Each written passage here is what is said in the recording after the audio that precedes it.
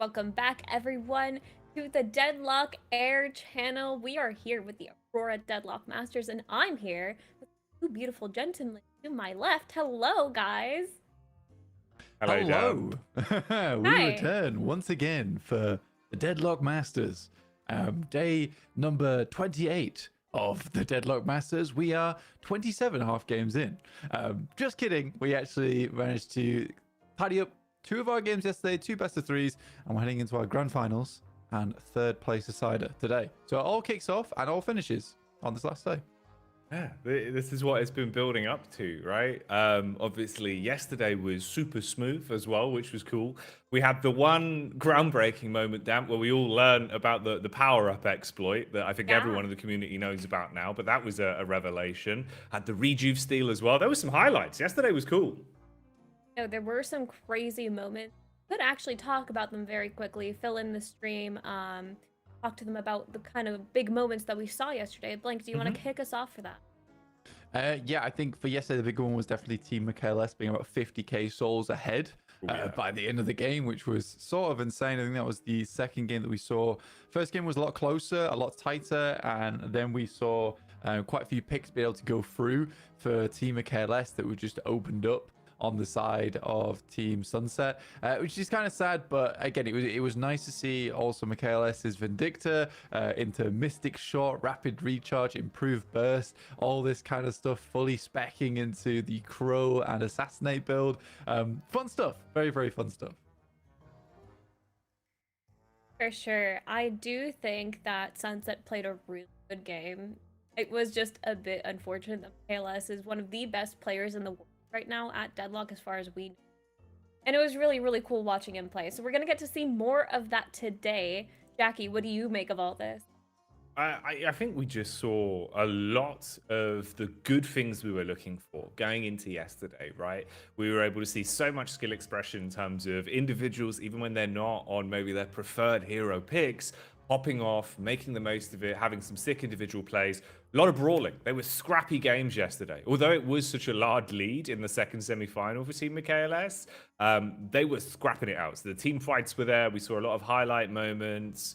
I think all in all, we've just seen a really high bar already set in terms of esports level Deadlock. And obviously being this early in, right, we know individually we've got players amongst the scene that have been pushing the boat out. But now seeing 6 of them in a team-based environment where there's money on the line, there's a competitive format, and it's best of threes as well, we're getting a really good flavor. And even me and Blank, like some of the things, you know, we like to think we know a good bit about the game, the amount we play and the amount we do around content and always sitting here. But it's eye-opening some of the things you realize, like the smaller hidden details, even going into a couple of the games we played yesterday after the show, implementing stuff into our own game that we've picked up. So much to digest. Like if this was Minecraft, damn, you'd want that big diamond pickaxe, because this is just a gold mine of Deadlock, small micro adjustments you could add to your own game and get so much better in a matter of moments. Lots of Mo and Krill techniques were learned yesterday. I can say that both Jacky and Blank have sat there for hours after that and just studied the Mo and Krill technique. So yeah, it's super effective. Also learned something else really cool about Mo and Krill. Apparently, you know that if you shoot either of their heads, since there's 2, they're both counting as a headshot. So you might as well go for the bigger one. Yeah, whichever one's easier to shoot. Yeah, exactly. I mean, now you know. Getting old. Maurice, please. Maurice Moss. Yeah, so it's a fun one, fun interaction. I do think that, you know, overall Mo and Krill yesterday was a big contender for like just early game hero. Honestly, not only just a hero in the game, but a hero on the playing field, because he was able to cause so much trouble. And we saw like a lot of Mo and Krill bans come out. That combo early game. And it really is a combo, because you combo that into the other characters on the team also taking part as that thing goes out. It's a huge lockdown, and it really does cause problems for a lot of heroes that are really strong, that have a lot of escape tools. So for instance, you're looking at your Lash, who gets picked up a lot. Infernus gets picked up a lot. Both characters have a huge amount of tools to get out there, and stuns in this game roughly last from around about 1.5 to 2 seconds at the moment. Most of them less than 2 seconds, though. Combo lasts for an awful long time. time. And being able to lock down characters like Lashin and Furnace means that once they pop out that stun, they don't just immediately get away with the grapple. It gives you enough time to take them out so they don't get that early lead. So I'm sure that we'll see more Mo and Krill picks today, I think. I agree. And we also saw some crazy rejuve plays. The timings on some of those were unreal. You wanna take us in, Jacky, to the rejuve plays? Yeah, like it was the Leafer one yesterday, right? Where he just timed it perfectly with the concussive combustion as the guy just slipped his way in out of nowhere. Yeah. Made out like a bandit, Blank. He was in, he was out. It was like the hokey cokey, but in a very dangerous way. Is it the hokey pokey? What did No, you it say? is the hokey cokey. Hokey cokey. Whoa, the hokey cokey. You put your left leg in, it's the hokey your right pokey. leg out. You punch the rejuvenator, Is this like and a then you get out. Yeah, Is this an international the difference? rejuve-cokey. Rejuve-a-cokey. Exactly. We're gonna have to see what chat says about Well, that yeah, we'll break one. that down. Maybe it's a colloquial thing. As far as I know, It sounds the, like the it. hokey cokey. In no? America, it's the hokey pokey. The as hokey far as I know. pokey. Are you Yeah. sure? Or is I'm this a damper? positive. Is No, this a damperism? It's like London Bridge is falling down. You thought it was burning down. Well, but no, no. that's okay, because there's two specific different things. London Bridge I know did my- burn down I during know the my fire of sayings. London, but it also Hokey did fall down. Pokey. Hold on. It's We're the getting- hokey pokey in America. No, it's the What hokey the pokey. hell? I told you, I'm not crazy. It's colloquialism or whatever you it's said. it's like with a K. It's not Yeah. cokey. Yeah, hokey Yeah. pokey is like That really. would be bad. Yeah, we don't want that. That's different. That's a different dance. That's a different hokey cokey altogether. Yeah. All right, That's don't be not the doing same. that. That's not the same. Yeah, that's how you end up in a den with Mo and Krill. It's not the way. I'm burrowing right now, boys. Burrow. Yeah.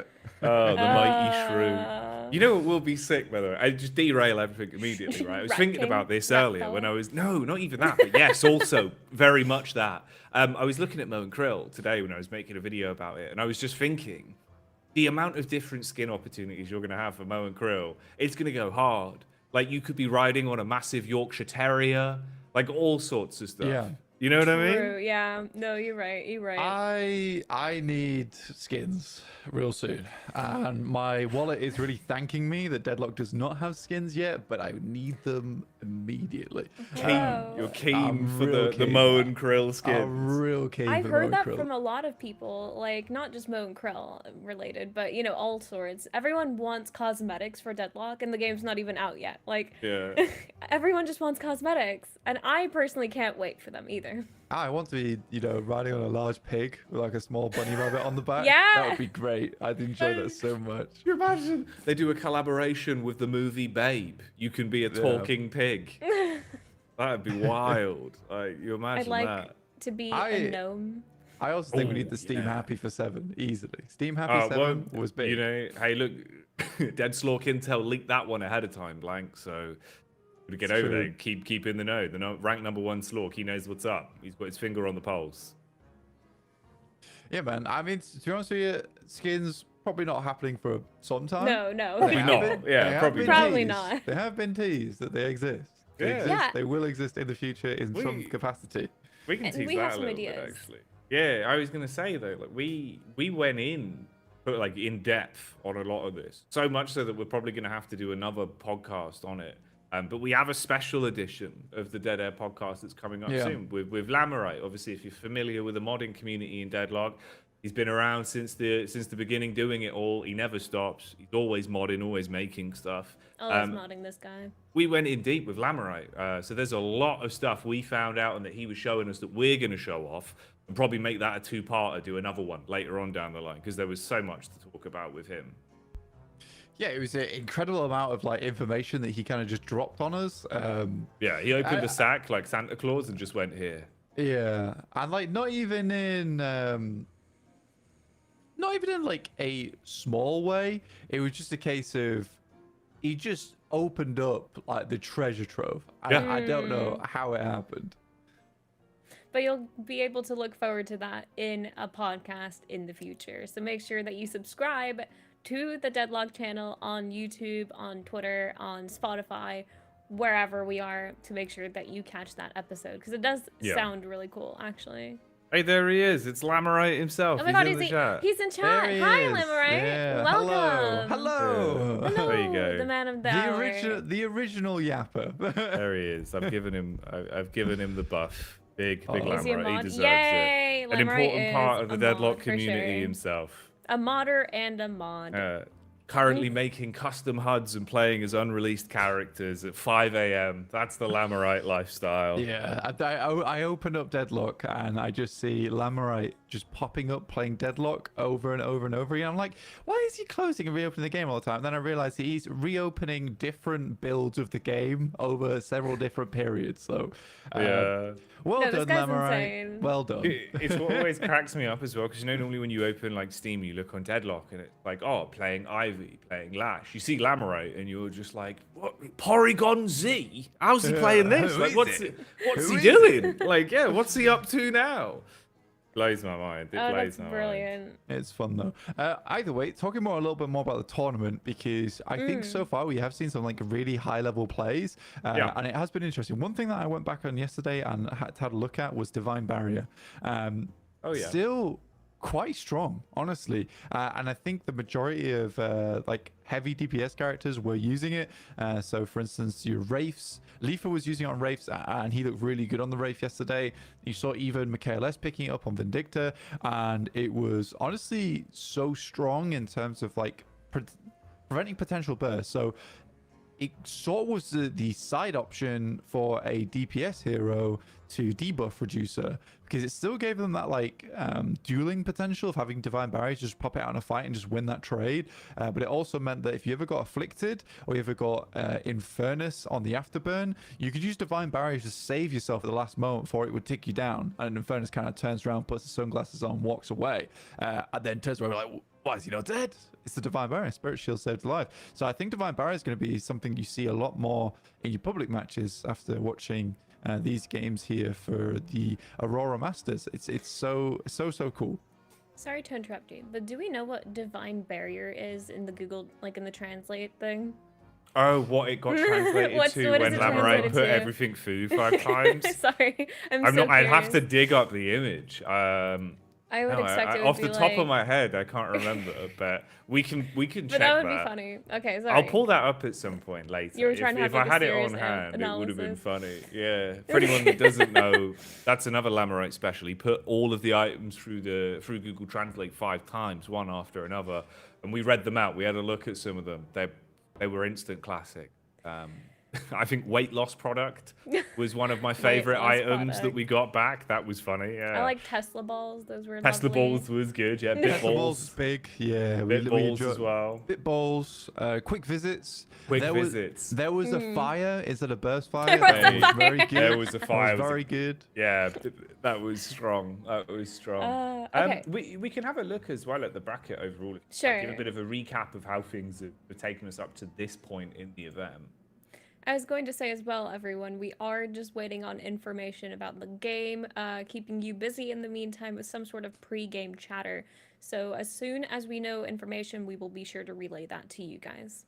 Yeah, I think we're a little bit ahead of schedule. We went live a little bit earlier today. You know, we were Yeah. more set up. We got everything ready. We wanted to hang out with you Wanted to say guys, hi. give you the laydown exactly. But I think scheduled start time for this game is around about now. So obviously, once the veto's going on, we'll show that off. This is the bracket, though. This is what me and Blank were talking about, obviously, in terms of the results yesterday. It's all BO3s the whole way through here with this format. So it's really competitive, actually. It's super cool for this sort of tournament. But we had 2 2-0s, Blank. Probably the best teams from either side of the bracket now going head-to-head in the grand final, though. Yeah. So we've done well, right? Yeah, we have done really, really well overall. I think that, you know, for Team Jamside versus Team Recrent should have won that. Team Sunset versus Team Michaelis should have won that. So Team Recrent versus Team Michaelis is going to be a really cool match in terms of seeding. I think we're currently placing Michaelis in first in terms of seeding, Team Recrent in second, and then Team Jamside versus Team Sunset, that's going to be third versus fourth. So overall, I am very, very excited because I think both these games are going to be pretty close. Team Michaelis may be less close just because I feel like Michaelis is kind of like figured out the meta so far for competitive, though yesterday is a great benchmark for a lot of these teams where they're able to actually watch back, see what Team Michaelis did, how can they replicate it, and try and go from there, even though it did feel like Team Michaelis had like quite a few compositions that they could have thrown out during those games. So we'll see. We'll see. But I am excited for the 2 best of 3s we have lined up today because Team Jamside and Team Sunset both played really good games. I do think that they were the weaker of the 2 teams when they were in the competition early on in the semifinals. But at this point, I am really excited to see these 2 teams go to head to head. Sorry, because they feel like they are kind of sorry. No, we feel like they are. Let me finish my sentence. I'm analyzing. All right, my bad. We beep. Rude. Anyway, I think they are at an equal skill level and will have more of an even distribution in terms of like how they're able to perform. And I'm excited to see which one come out on top. That is all I wanted to say. No, that's fair enough. Like that's a super valid point. We're just the second you said Wabibi, it just set everything off. Round of Wabibis in the chat. Round of Wabibis. Yeah, round of Wabibis. Hold on, I'll even drop a Wabibi. Hold on. If you're not sure what a Wabibi is, this has become dead air law at this point. Wabibi back soon. Yeah, if you're in the Discord, if you're in the TeamSpeak with your friends, it's no longer we'll be right back. It's Wabibi. We've been having some technical difficulties. All right, let's Wabibi back over to the desk then, at least. Digital we'll hang out on the desk. Exactly. Dynamo interference. We're updating the meme. Dynamo interference.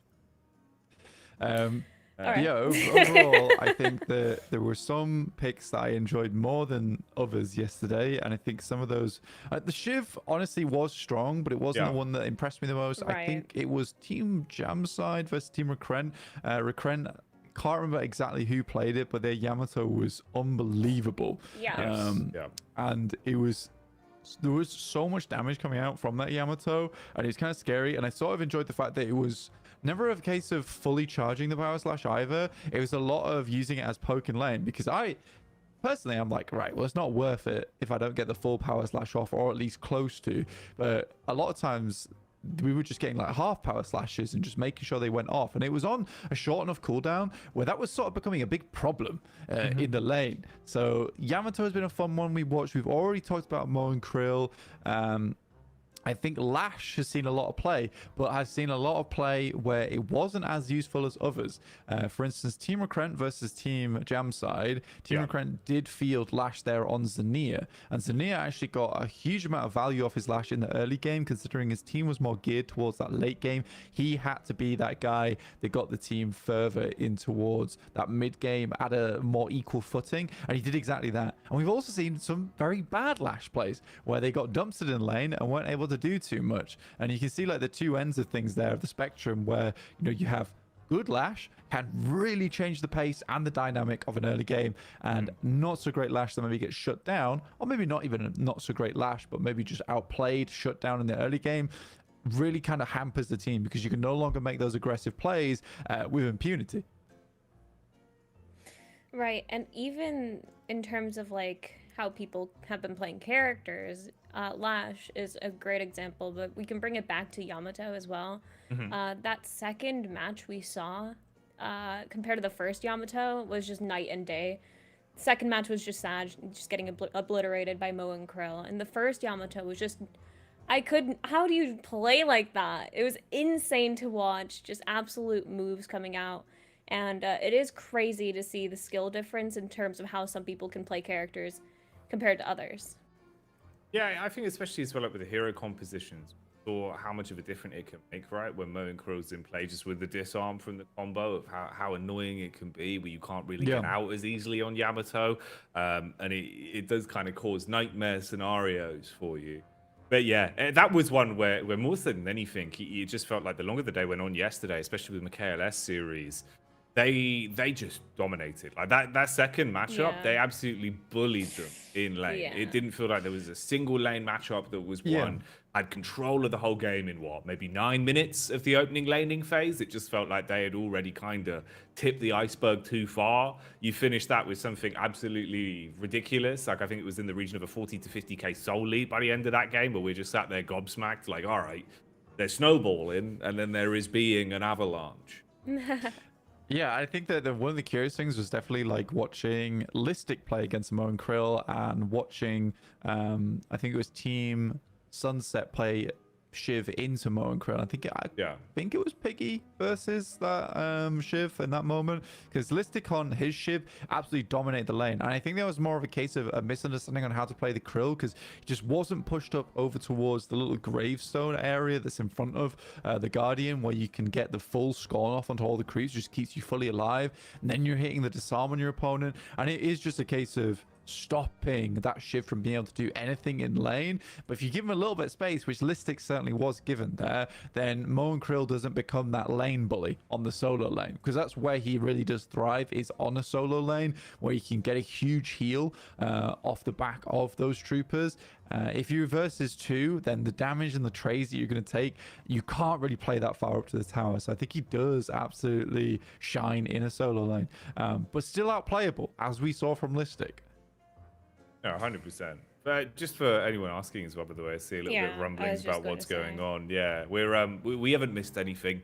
We're just waiting. Obviously, we started a little bit earlier here to give you the pre-game, but nothing's began yet. Damn, we're still revving up for it. And for those of you who are wondering whether the grand final will be a best of 5, I don't believe so. I do think that we have 2 best of 3s today. One of them is the grand final, and the other one is the lower bracket from yesterday. Yeah, that third, fourth decider, obviously Jamside and Sunset, they lost their opening series. Pretty cutthroat format in terms of what it is. Obviously, you do get that third, fourth decider game because there's a difference in prize money. I think for first place as well, so it's the lion's share of the prize pot. So $10,000 that's been put on the line here by Aurora and 1xBet that are running the event. Crazy. And that's 4.6K for first, which is pretty damn good. Obviously, like right now in Deadlock, that would put you at the highest of the esports earnings for Deadlock yet. You know, there's only been a couple of events before the game was even announced, more sort of in-house community Discord events. Then we had the BetBoom event that was on a couple of weeks back or a couple of days back even. I think that was like a $6,000 tournament. Now there's this. It's already starting to bubble up. To kick off, yeah. Yeah. I think that, you know, whilst we're waiting for this next game to start, I honestly, we've covered these teams pretty in depth so far. Yeah.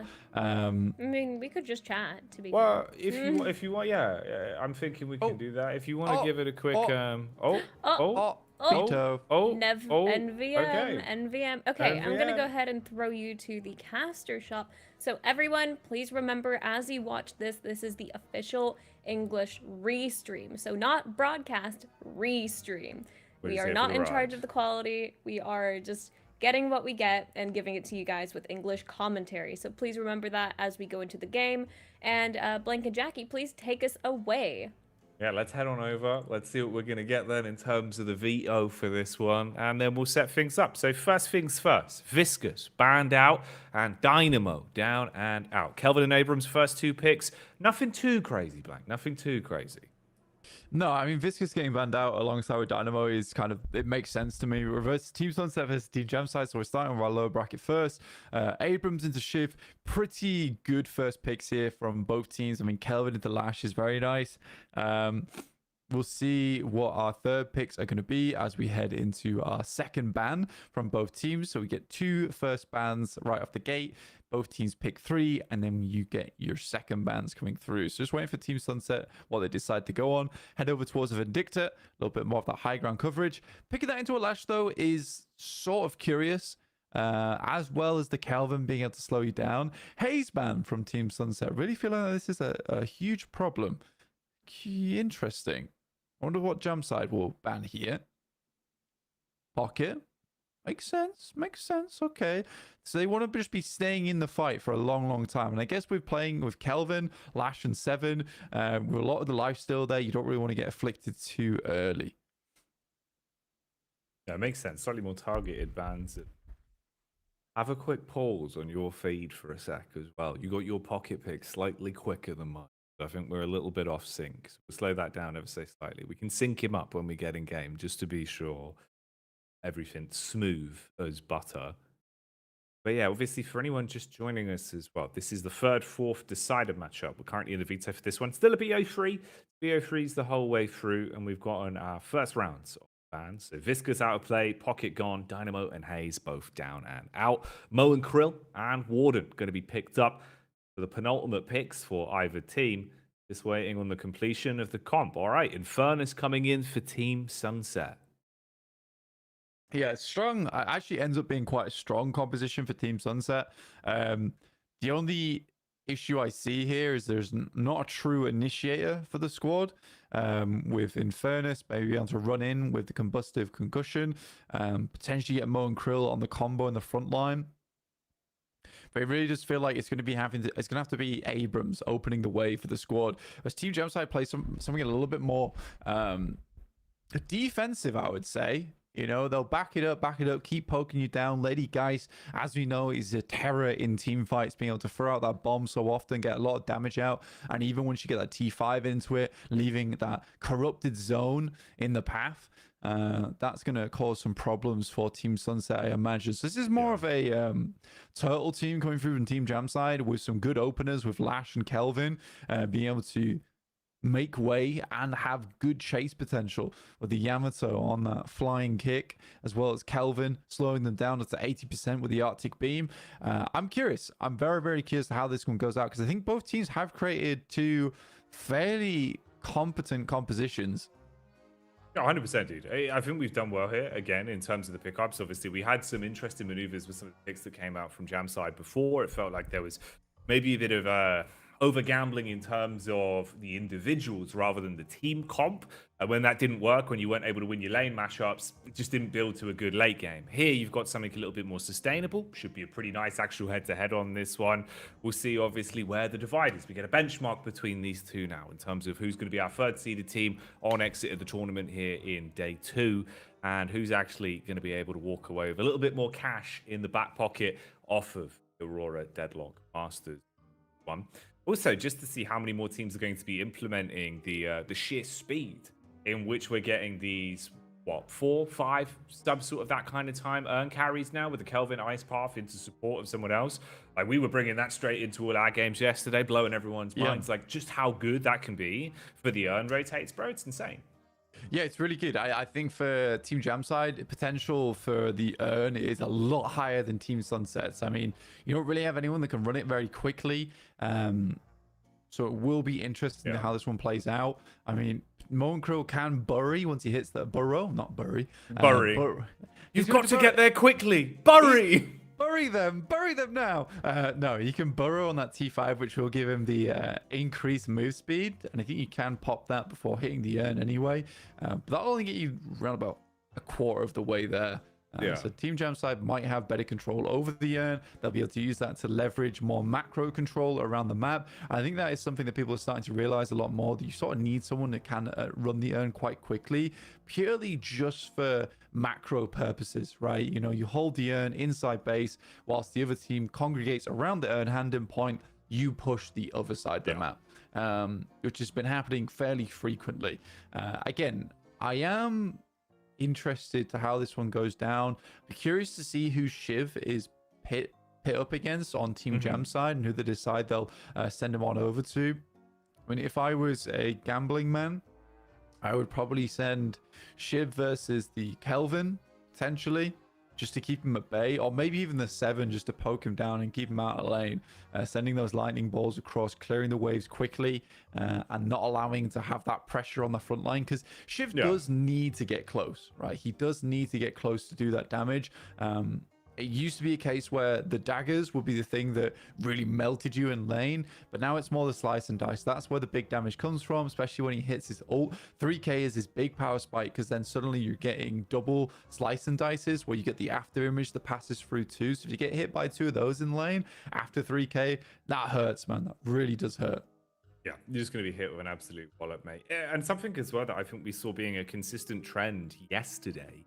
It's one of those where you physically want to be burning your actual DPS output in terms of how often things are off cooldown. We were seeing that usage, especially the supportive IVs, minute airdrop comes off cooldown, maximizing how many times you're going to get that off over the course of a game, just by using it on every opportunity you get to engage the second it's off CD. You were seeing a similar thing, of course, like you were mentioning with the Yamato as well, where even if you're not getting the maximum return for the use on it, only a 20-25 second cooldown on these kind of abilities, you can use them just to deal chip damage. Know you're going to have it back up for the next fight. We were seeing a lot of that, just consistent poke, consistent chip damage throughout every single lane. just a bully. It's one of the reasons why Michaelis' Vindicta felt so strong, where even if he wasn't going for the full assassinate, he's just constantly chipping people down and leaving you in an uncomfortable spot where taking control of lanes wasn't possible. So the heads-up maneuvers in terms of just the ability play, outside of the actual raw mechanics of the gunfights and the gun skill, there was a lot to sort of dip our toes into yesterday, and I think we're going to get even more of a refined version of that. You know, this is kind of the starter, like the appetizer blank.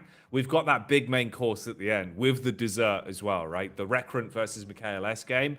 That's going to be a treasure trove, bud. Yeah, it is going to be a bit of a treasure trove in terms of like what kind of abilities we're going to see there, what kind of character composition we're going to see versus Team Recurrent and Team Michaelis. Though this is a pretty standard, I would say, comp pick from both these teams so far. We are just waiting to get into game at the moment, so we have finished our vetoes. This is likely just a case of getting all the players in, making their picks, and then jumping into the game itself, making sure everything's working beforehand. This veto is all done through a third-party website anyway, so this is not something that's done in-game.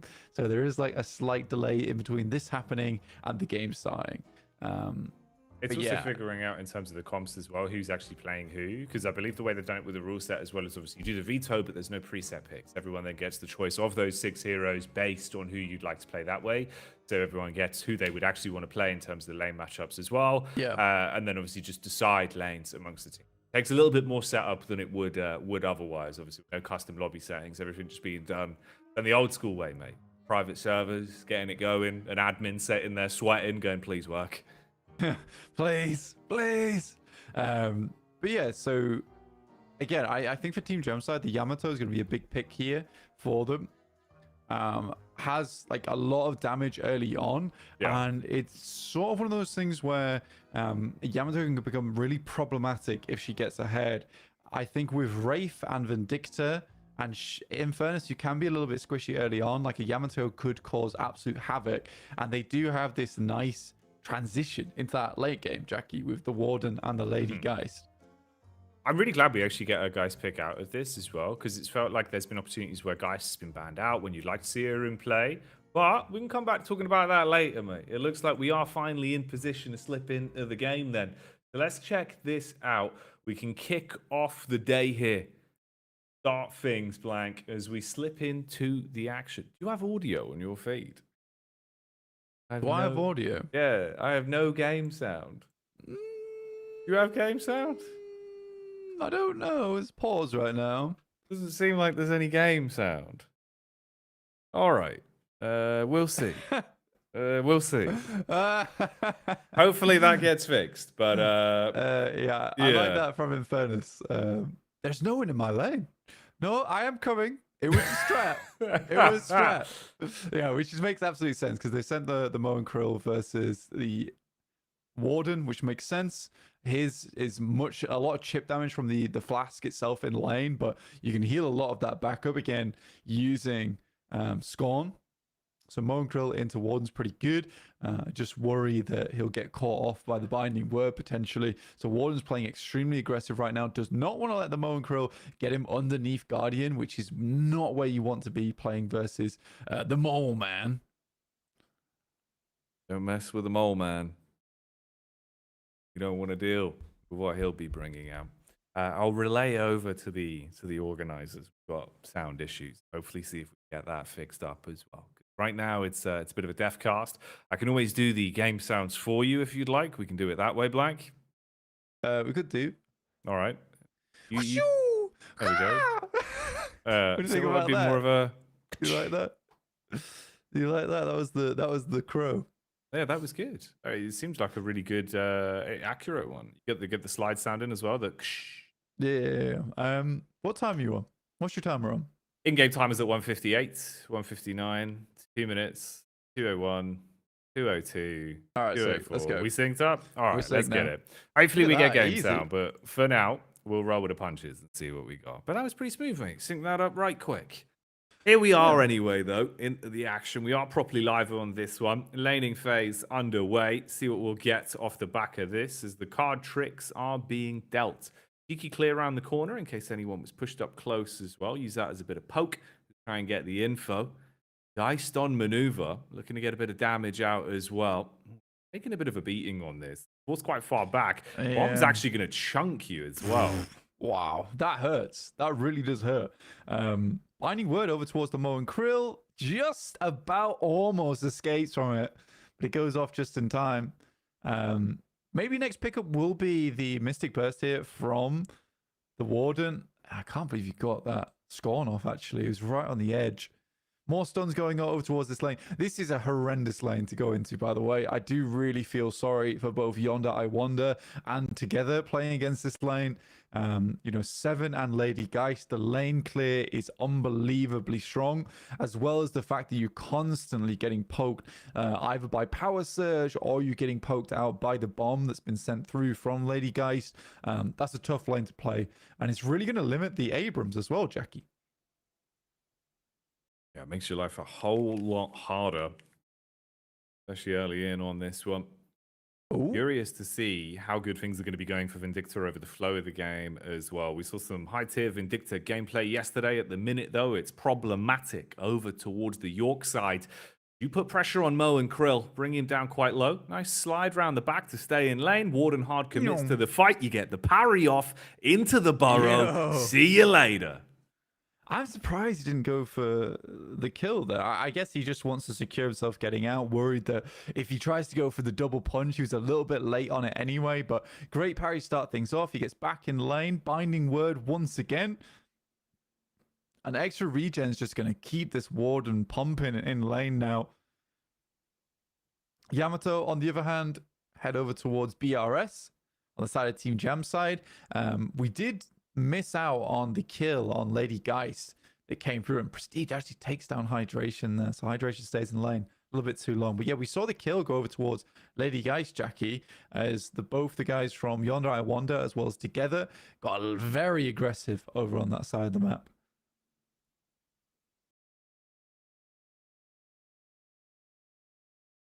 Rationale early. Keep the pressure on in terms of the lane matchups. Warden obviously getting so much freedom off the back of the reset from Mo and Krill. They didn't go down and give away the early solo advantage. You did have to back off, giving so much time for the lane to be pushed deep. You get that free farm off the back of it as well. About 2 waves of Candle Troopers. So a few extra souls to play over in the back pocket, bringing him up to 3.4k. Ult economy is slightly better, though, over on the side of Team Sunset. The 7 now coming online, and Wraith forced to bail out. Quick up the roof with the old bouncer route. Yeah, I actually really enjoy, you know, the quick pickoffs there. When you pick up extra recharge, by the way, it does refresh all of your cards. Same thing with rapid recharge. It gives you all of your cards once again. So what you saw there is the Wraith picking up rapid recharge, getting all of the cards ready, and then instantly going in for a telekinesis play over towards the Lash, which is fair enough. We've seen like a lot of good plays from Team Sunset on the Wraith. Leafa was playing yesterday, doing a lot of good work on it there. Today, Leafa's on the Infernus. It's struggling a little bit against the Lash at the moment, but it's only a 200 soul lead. It's really just the health that matters more than anything. But Infernus has great spirit life still anyway, so he should be able to remain in the lane. Oh, Vindicta being caught on the wrap around the back as well. Trying to make her move around through the jungle. Takes a bit of prod damage there from Yamato. Guarding on the edge side. Kelvin's still in position to assist. Shiv, his eye on things. Guardian out towards York side. Still so low off the back of the damage that was done from the Warden. Shiv on the reset down. Takes a little bit of damage from the sideline with the Kelvin just peppering them with the icicles. Nice deny as well, making sure they're still able to pull themselves further ahead in control of the lane. Relatively even right now on the soul distribution here, though.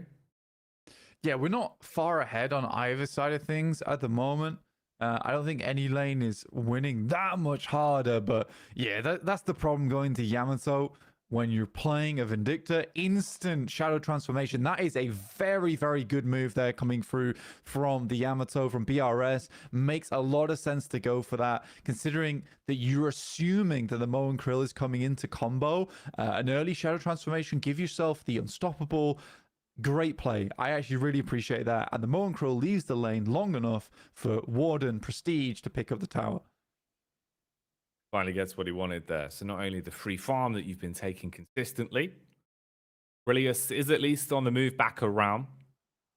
Nice play. You go for the crouch, reduce the audio at Oh, least no in way. terms of the position, straight into the ult. They don't expect it. The flank round the back from the Warden that's looking to lock it down with the assist. Telekinesis makes it uncomfortable to at least catch him. So Rafe saving their bacon there. Meanwhile, over on the other side, you've got the push up on purple lane with Abrams using the slide to get the extra ammunition. DPS takes down the Guardian. That's another one gone. So a bit of a reset at least on the lane fights for the Guardians. Man, that's so sad as well because you can see what he's going for there with the bounce pad into the ultimate. Somehow he walks over it, doesn't get the bounce pad effect. Instead has to go for some cheeky maneuvers off the slide dash. Yeah, I felt bad for him there. Together does find BRS. Obviously, the ult just came back off cooldown. It wasn't in that unkillable state and also a little bit difficult to time, especially when the Vindicta has you in a sights of assassinate.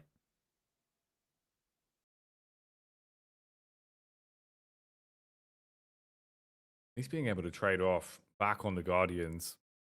Yamate gets back into the lane to assist with him going somewhat deep back on the Kelvin. Warden still in close position. Vindicta down on the ground. That's not where you want to be. Smooth moves for the Duke, though. Even getting the stake off to try and save herself for the getaway. That's clean. That's such a nice play as well. It's a really cool movement that you can do on the Vindicta where you walk backwards, jump into flight, and that'll give you a load of backwards momentum. She used that there to escape. Unfortunately, one player will suffer. 2193900. I don't know his name. I'm just going to call him Shiv from now on. The combo will finish off BRS into an easy assassinate coming through from the Vindicta. And Team Sunset pulling ahead a little bit here. 5k now, Jacky. Yeah, actually starting to get yourself a bit of a nice lead to work with. It looks slightly uncomfortable. The first few moments of the laning phase, you were seeing a couple of nice opening picks, giving yourself more freedom, but the longer the game's gone on, you're massively pulling ahead now. 3 points of AP to the advantage, now going up to 47 to 43, and more damage put back on the Guardian. Leafer, he was taking some sick plays yesterday. On this one, it's an engage on the Warden, trying to get the dot off. Oh, binding word, though, on the response with Kelvin rotating over to assist. You're gone. Mo and Krill will be able to at least get out. Rafe back on the fight, though. This one not really dying down. You're putting so much pressure on it. 7 taking a beating from both of those card tricks. It's a smooth flip round about, but you've got a project mind out of there. A little bit low now. Don't overcommit. Yeah, I do enjoy the way that a lot of these Wraiths play early game where they're waiting to get a lot of their big damage out from just the gun itself. So you build into Infuser, you build Mystic Burst, and a lot of your big dam comes through from the card trick itself in that early game. And some of these guys are really good at hitting the card tricks, being able to move them into position. Sunset now looking for another Guardian here. And I believe that this is the last Guardian that they'll need before their flex slot. So the Warden quickly comes over from Team Jam side to stop Hydration from picking that one up.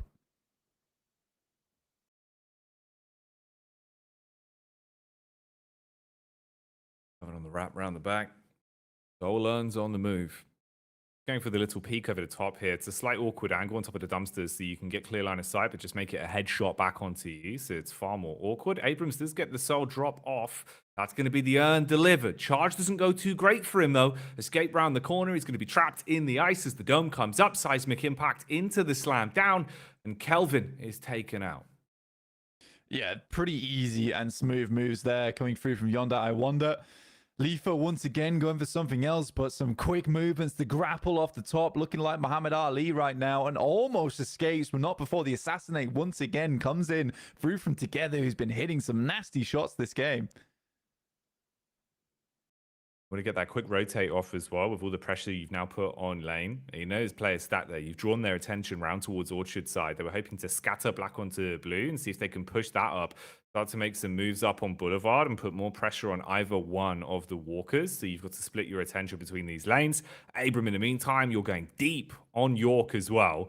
So this has really given you quite a nice lead, not only in the soul advantage and the kills here in the game with the AP, but off the back of the amount of map control they've now established.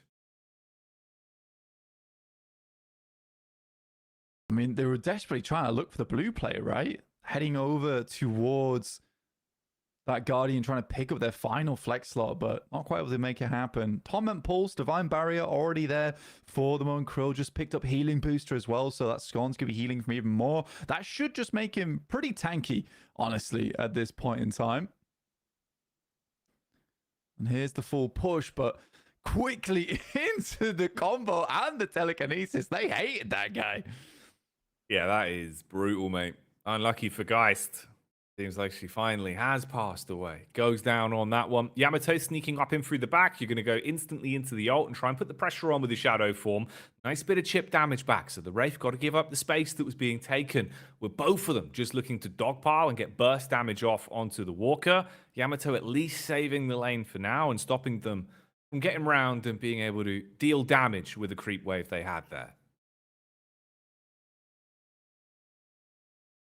When we look at the map right now, it feels like Team Jamside is falling behind just a little bit, honestly. I mean, 10k souls now for Team Sunset, starting to pull away slightly, and Shiv's honestly been able to get a lot of free farm for himself. 8k on both the Lash, Geist, and the Kelvin. So this game is starting to get a little bit out of control. Yamato looks to head through the air. This could be a nasty kill onto the Vindictor. And this is why you can't really let a Yamato get on top of your Vindictor too easily, because she will just melt them. Somehow, some way, though, Vindictor escapes like the ghostly presence she is in game. Slide away into the night, mate. Get out of there. Seismic impact used for the reposition on this one, so the Abrams at least trying to slip back and stay alive. Vindictor up in the sky with the Assassinate as the damage comes down onto Yamato, trapped in position. Nice combo follow-up there. So Moen Krill's going to be happy with it. He'll take his extra HP to the bank off the Elim, whereas Vindictor will farm up the souls from that one. Leafa straight into the ult. Once again, keep the Geist trapped in place, trying to get outside of the range of the Binding Word, and does slip through the net barely. So the Warden not getting the lockdown on that one. And again, you're staggering them. That's now another 2 respawns of about 15 seconds before you're going to have Geist back in play. Yamato only just coming back up into lane now. And look how deep you've gone on Orchard. Even giving them opportunity to slip round the back and put pressure on that Walker towards Yorkside as well. Yeah, I mean, this is all going wrong at the moment. I mean, Furnace is moving over to try and stop the Kelvin from taking too much down, but a lot of damage over towards the Yamato, forced to pop the Shadow Form, but at least they do take down the Shiv there. And Furnace's damage is starting to skyrocket as well. Just one afterburn over towards the Kelvin, forced to use the Ice Grenade just to heal himself back up again. Hey, they fixed the audio. They fixed the audio. Back? It's back. The sound's back. The sound's back. I've just heard it come in. Oh, there we go. I told them at the start of the game, but I think they've realized. All right, we got sound, guys. Aurora fixed it. Let's go. That's very cool. That's huge. Wonderful. Very lovely. Lady Geist down again for Team Jamside, who is now starting to really be far behind anyone on the enemy team. You see Moen Krill up to 17k. You're probably wondering why, and it's mainly because during all this chaos, all he's been doing is using Burrow at the tier 5 to go around and steal all the jungle on the side of Team Jamside. You did. That's the lash into the Vindictor combo.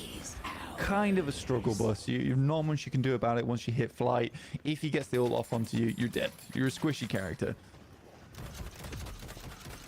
Right, all right. What a treat. Well, here we go then. Just at the right time as well, as we get out of the laning phase and into the pure aggression that is going to be the carnage you can now put on to take deep control of all of these inner lanes. The Guardian's completely removed. You can be proud off the back of that one, taking the flex slots now available. 2 potential slots to work with to give themselves some extra synergization on the items. 7 absolutely mullered. Abram catches him off the bat with the seismic impact, shuts him down on the charge. Again, he's going to be staggered out of play. 17k souls on the 7 as well, so shutting him down for about 30 seconds will give you more room to roam. Lash about to run into a triple threat as well on York. This is what we're talking about at the start of the game as well, is the fact that if you can get a good Moen Krill who's able to do a ton of work with the combo, it can be really difficult to deal with. Already plus 120 HP as well, been picked up from the combo itself. If you get a kill whilst inside of combo, it will add to your total HP count. So honestly, I think the Moment Krill has had a huge amount of impact this game overall, up to 19k, highest soul count in the game right now.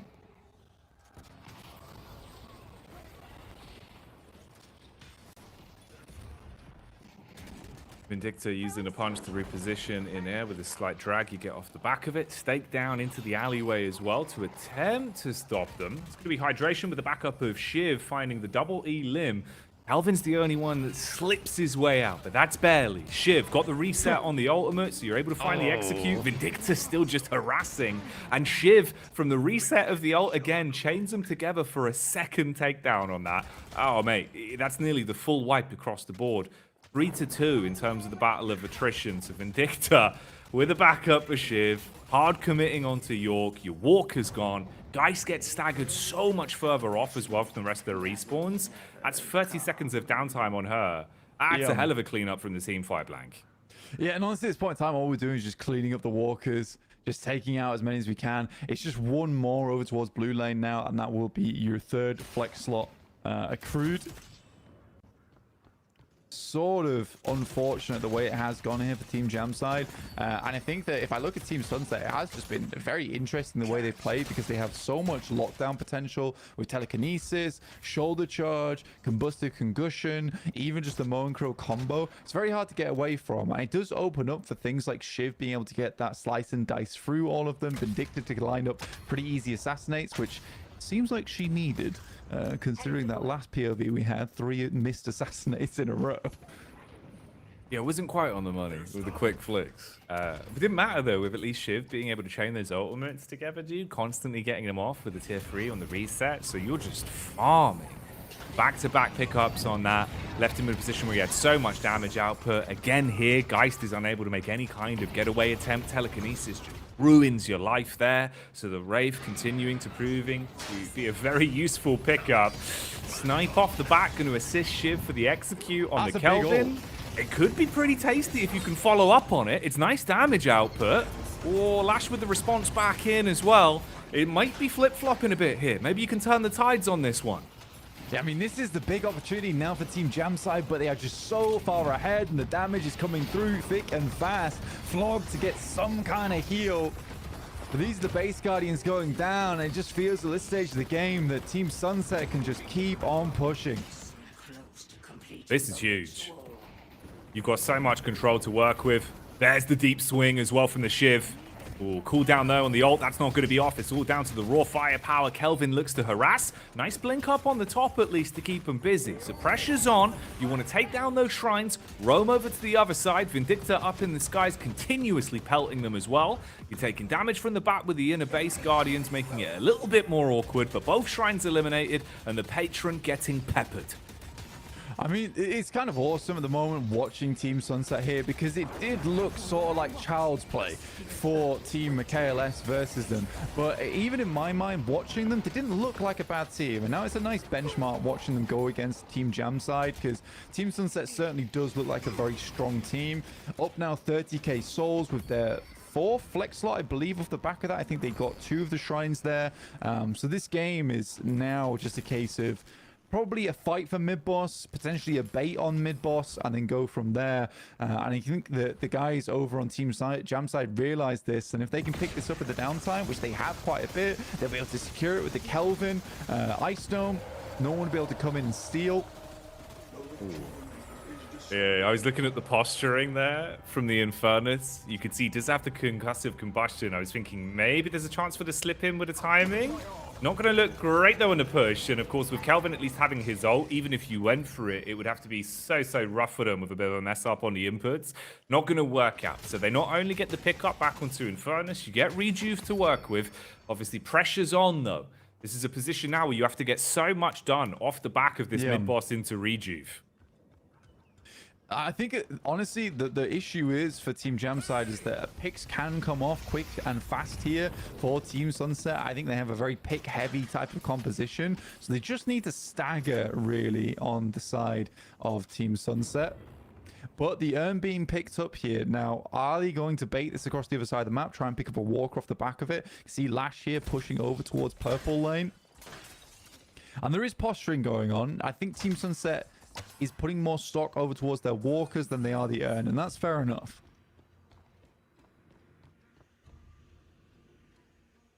At least get something back to your advantage. Obviously, the sheer speed with the soul urn. When you're behind, you're going to be a bit quick at being able to drop that one off. Warden makes the play, secures the additional souls, dukes his way around the back through Kelvin. He's got the info, at least from the audio cues, and you are in no man's land, surrounded at least in terms of the positioning.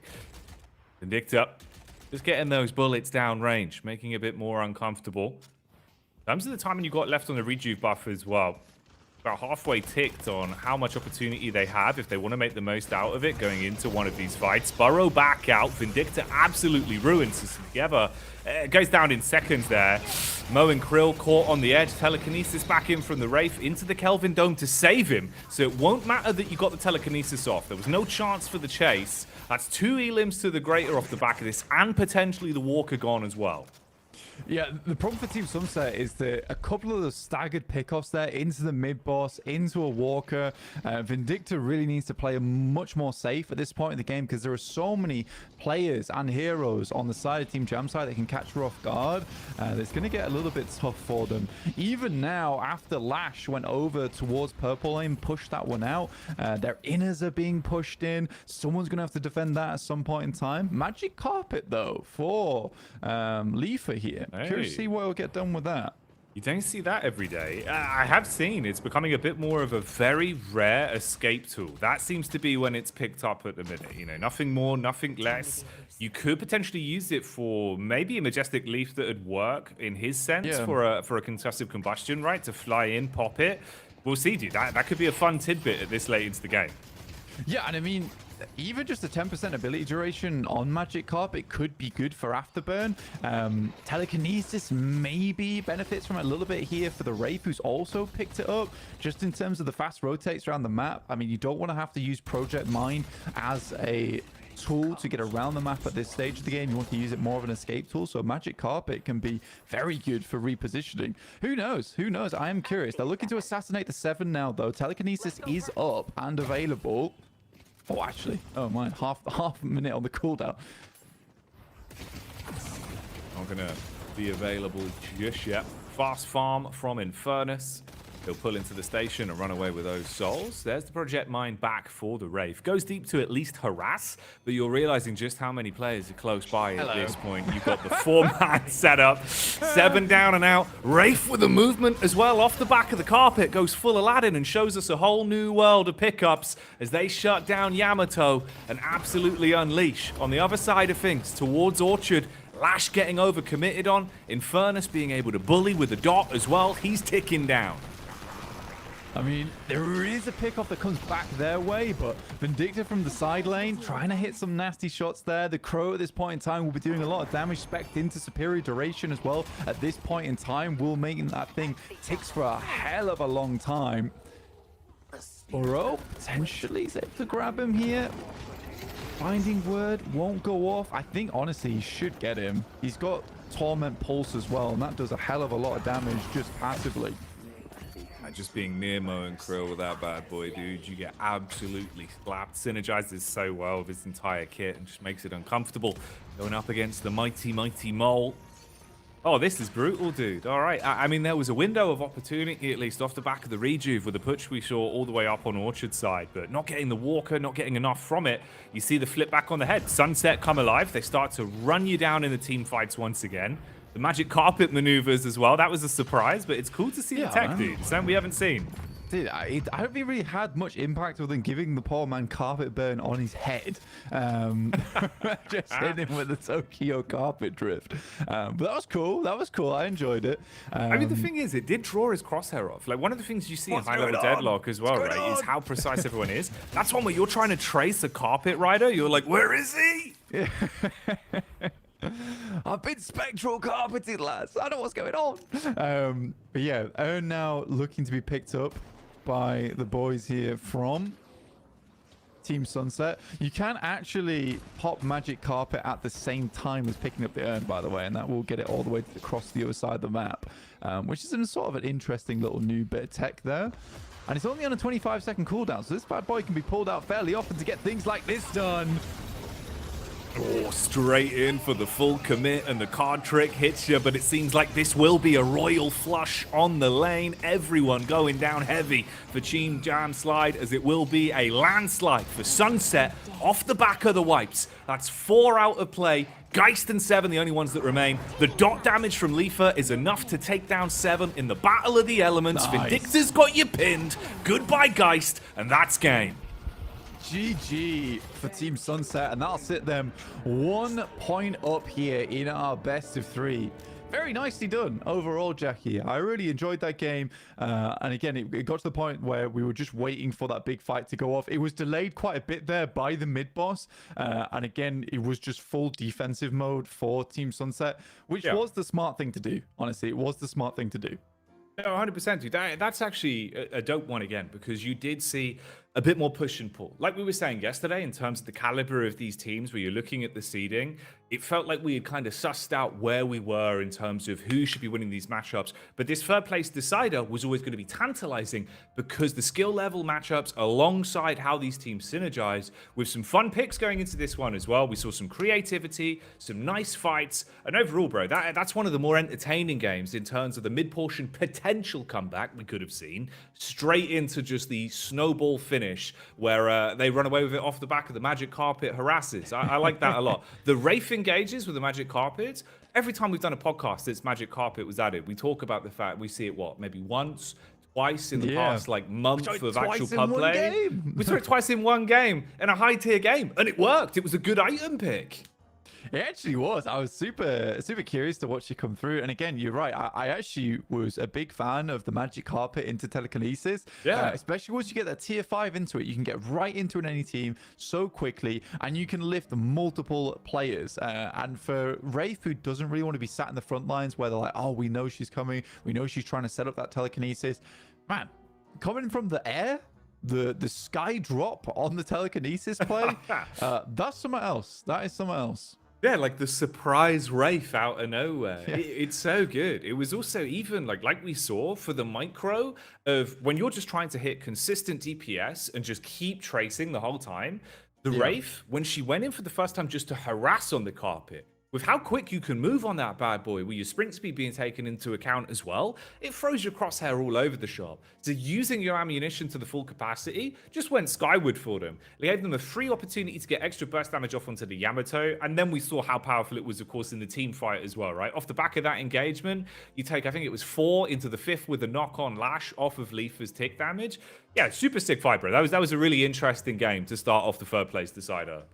Yeah, because it started to look a little bit scary towards the end game, because you got into that position where I think Team Sunset realized now is the time where we need to close this game out. I mean, they have Lady Geist, they've got Warden, they've got 7. This is the type of game that's going to start to get very, very much out of control the further we get into this match. And I think that mid-boss was sort of the scary play for them, because they had to stall the game out whilst waiting for Rejuvenator buff to basically run out at that point in time. But that meant letting the players on Team Jamside get more souls, get further into the match. And I think they were about only 20k behind at one point, and then that quickly reverted. As soon as the Rejuvenator buff came off, a lot of that high stick potential that Team Sunset was building into, like combo, combustive concussion, telekinesis, and just overall chase potential, came into play there. Because Vindictor doesn't really need to chase. She's a slow hero, but because she's got so much range on her and so much usage to be played at that range, even if people chase away, you can still hit those assassinates, you can still hit those crows from distance.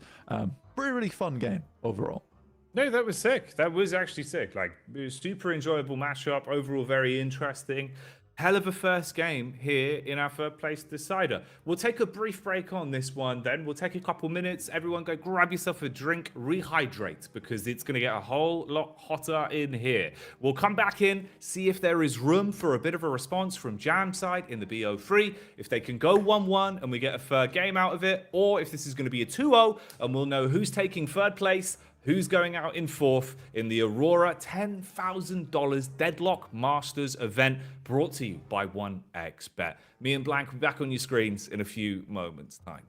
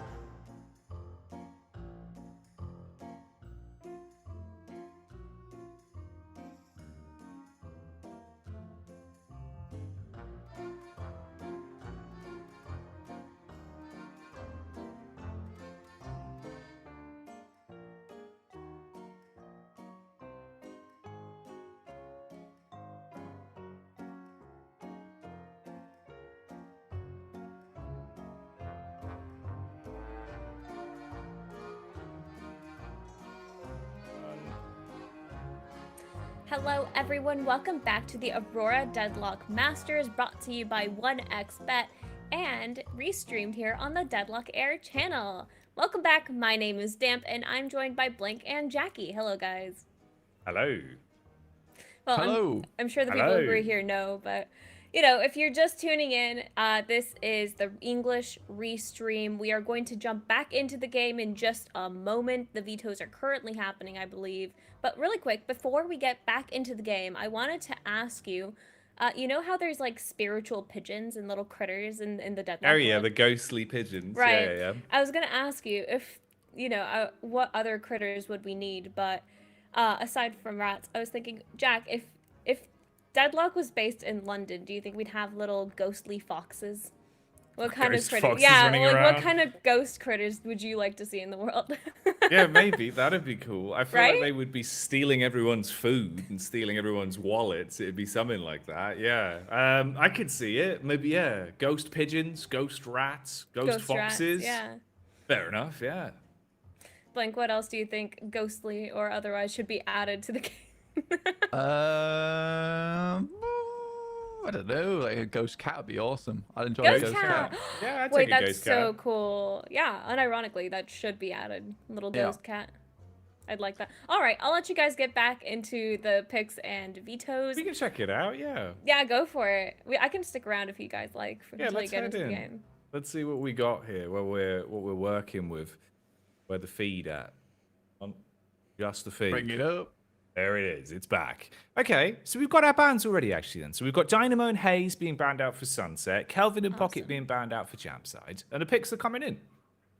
Yeah, and it seems pretty similar to what we saw from beforehand. Like practically same comps, other than Team Jamside being able to pick up their Viscous. That wasn't banned by Team Sunset this time around. Kelvin, I believe, will be one that's also not been thrown in. So Sunset going for Abrams, Wraith, Mo, and Krill, Vindicta, Yamato. So again, more of that lockdown potential. I'm waiting on this last pick because unable to pick up Infernus for themselves. So they'll have to pick something different. Instead, they go for Lash. Again, hell of a late game team for Team Jamside, but I do think that it's again going to get out of control with Team Sunset being able to pick up this composition, which works so well. And now even having Lash, there's less of a chance that they'll be able to escape. So a lot of pick potential again for Team Sunset, whereas Team Jamside is just playing more into that team fight potential there with 7 on the ultimate and Fairness as well, providing a lot of cover for them. This is the type of game that if Team Jamside gets an early lead, it could get problematic. I am surprised that Kelvin is so strong at the moment that we are treating him on the same level as Dynamo and Lady Geist as well. Like, he is so OP at the moment that we are banning him, and Yeah, he didn't got used so to be this way. beefy. No, he just became so strong. I don't know when it happened. I think like in a single update as well, right? Yeah, it was like 2 patches ago. We had him just suddenly do so much more damage, especially in laning. It was just his ice beam just ruining you. It just feels like Yeah. as soon as that's just on you, you're melted. You're down to like 15% HP. You're scared. You're cold. You need new clothes. I think that more than that though, it's in terms of comp play, like he's really strong in a coordinated team. Just the ability to have almost 3 mid bosses as well as being able to get the urn to the other side of the map. True. That's sort of like the big thing Yeah. that really makes him like a high priority ban for a lot of these teams. All right, I'll let you guys get into the game. Feel free to take it away, and please, everyone, enjoy the Aurora Deadlock Masters, brought to you by 1xBet. All right, then. Here we go. Another game. Ooh, let's strap in. Get ourselves ready, mate. Are you okay? Is everyone okay? Are you all ready? Because blank, we could be sending one of these 2 homes. One of these 2 teams home, rather. Send them to a home. We're going to send them to a home after this. They're gone. They're retired. Because they will be, dude. This is our 3rd, 4th decider. It's map 2. Ow. Lose this, it's over. Oh, it's already not looking great for Abrams. All right, sync check. I'm gonna need you because you're the sinker for me. Is that okay? We'll do. Yeah. we'll do a What check time on are the you at? clock. I'm at 104, 105, 106, 107, 108, 109. All right, we're good. We We're synced? back in. Yeah. All right, nice. We're synced. Perfect. We're back in business. Again, the Mo and Krill lane into the Shiv makes sense. This is typically the counter to Shiv. It's the one that works the best. Just in terms of being able to stay in lane for a long time, be able to disarm him as well. It seems a lot of players have cottoned on to that fact, so they wait to send out their Mo and Krill early until they know which lane the Shiv is in, and then send them along over towards that side too. Certainly possible to stop that Mo and Krill from getting a little bit too crazy. However, if the Shiv does get ahead, the Mo and Krill can very quickly get far behind to the point where he's a little bit more useless, where he'll get burned down quite quickly. The combo is still really strong, but it does require the Mo and Krill to do a lot more roaming, right, Jacky? That's what he's damn good at, mate. That mole is fast. He roams around, rinses his way through all of the Candle Troopers. He has that consistent sustain as well with the Scorn to keep himself alive in these sort of environments, and can just harass so much. Not to mention, he looks damn cool when he's going for the belly slide. Oh, the old penguin playing. I do like it a lot. It's very fun. It's very, very awesome. I honestly, I do just hate the lane that both BRS and SRB play together. They play some really fun lanes where, you know, you'll have the Seven and Lady Geist. We saw that last time. And now SRB and BRS playing the Geist and Infernus. Terrifying to go up against, but it's Prestige, actually, who gets the... Ooh. What are you doing, Leaper? Leaper, no. He should have made like a tree and leave. He really should leave. Oh dear, Lash as well, feeling the burn. What's happening here? This is a comedy of errors, mate. A smorgasbord of mistakes being made. Infernus getting pressure put on as well. You chase out the Yamato with the flame dash, making her feel uncomfortable. She has to back up. Oh, dude. All right. Well, that's two rough elims that come through early. You should be able to pull ahead in lane now as well, get a free wave off the back of it, and establish a bit of a soul lead. Yeah, I mean, Prestige as well going down to Leafa. Leafa going down to Prestige early and then dying to the Trooper. It's not ideal. It's not ideal. But either way, back into the game. I think this is one of the characters that got picked up that usually does get banned here, which is the Viscous. I do like how a lot of these high-level Viscuses do play is that a lot of the early game is spent building into the Puddle Punch, and then they transition over towards the Splatter with a huge amount of spirit power being thrown into the mix with Boundless Spirit kind of doing just enough for them with that. You're getting the free farm as well with the melee to confirm, so no chance for the denies from the Mo and Krill. You get so many bullets just from your default left click on the Mo and Krill. It's very easy to get those confirms off with a flick, so just meleeing makes sense. Make sure it's not possible for them to deny it. Have a nice little bit of room to build in the early laning phase here. 4 minutes clocked in so far. We've had those 2 eliminations, slight misplays. Let's see where it takes us from here. Warden on the lean. Just looking to make it uncomfortable. Hide your hitbox as much as possible on the right angle peak and just deny those souls again and again. We're going to have the Vindicta here on lane, getting a little bit done. 100 souls away from picking up the Assassinate. Might try and help on the other side of a lane. Potentially has it now. So a lot of ultimates now coming online. The big one is for the Shiv, who wasn't bullied out of the lane. Now has the big amount of damage coming through from the Rage buff that will get off the back of that. So Team Sunset, Wolfie already taking down the Mo and Krill on the side of Jam side. Wait, I think these are mixed. These are mixed up right now, I believe. Has the graphic not been updated? I'm not sure. I think so. Off guard, mate. I think it's caught me off guard. I need to have a think about this. Yeah, it's a little bit hard as well because some of the player names obviously don't actually correlate. Makes it a bit more awkward. We'll keep our eyes peeled. We'll see. So I'm pulling up the team list here right now. Make sure I'm not going crazy. That's all right, dude. Take your time. It's all good. It's all good. Just getting the splatter off. Send some Vindicta back, get the quick heal from the Banner Boy. Candle Troop getting the heal off for you. You can take the peek from the back. Stake goes in. It's a good pin. Oh, straight into the combo as well. Allowing you to get the damage off, dude. Here we go. Vindicta up in the sky, execute onto the back of the 7. That's pretty clean. That was a nice heads-up call for the stake into the engage there with the Mo and Krill. Yeah, again, this is what I was talking about. The Mo and Krill falls behind in lane, absolutely has to then start to... The restorative lock here as well, dude. The timing on that's huge. The Viscous is just consistently punching. But yeah, I think the Mo and Krill gets behind in the lane. Realistically, you just have to start making plays around the map with the combo, which he absolutely does there. Puts him a little bit further to where the Shiv currently is in terms of soul count. Not only around 600 souls behind. In the meantime, you've got Team Jamsite taking down what would be their first Guardian. In comes the Lash as well. It's huge. Does he escape, though? I don't believe he will. And the flames go out. Handle the burns twice as bright, but for half as long. Lash causes problems there. A Death Slam straight back into the Guardians. You get the sudden burst of damage, make it more uncomfortable for the getaway as well. Give yourself clearance to hard confirm onto the kill.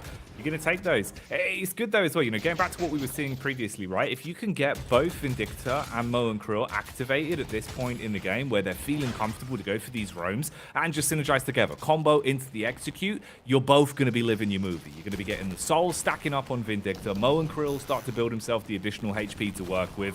Ooh, revenge from the Infernus potentially as you get the backup. Walden pop is the ult. You hard commit onto the Guardian. Yamato gets lit up by the dot as well. She's forced to get out of there. She might have just saved her life, but you will lose control of Orchid. Yeah, I honestly think that was a very nice play from the Yamato. Might still not escape though. Sunset's still going in pretty deep here alongside with Jamside, but there is the play coming through from Leafa. Back on the signature Wraith here. A lot of damage done. Tesla bullets already picked up in lane, so high fire rate, high control over the team, as well as these lanes. Really nice to see Leafa back on the Wraith. He was so cool playing yesterday.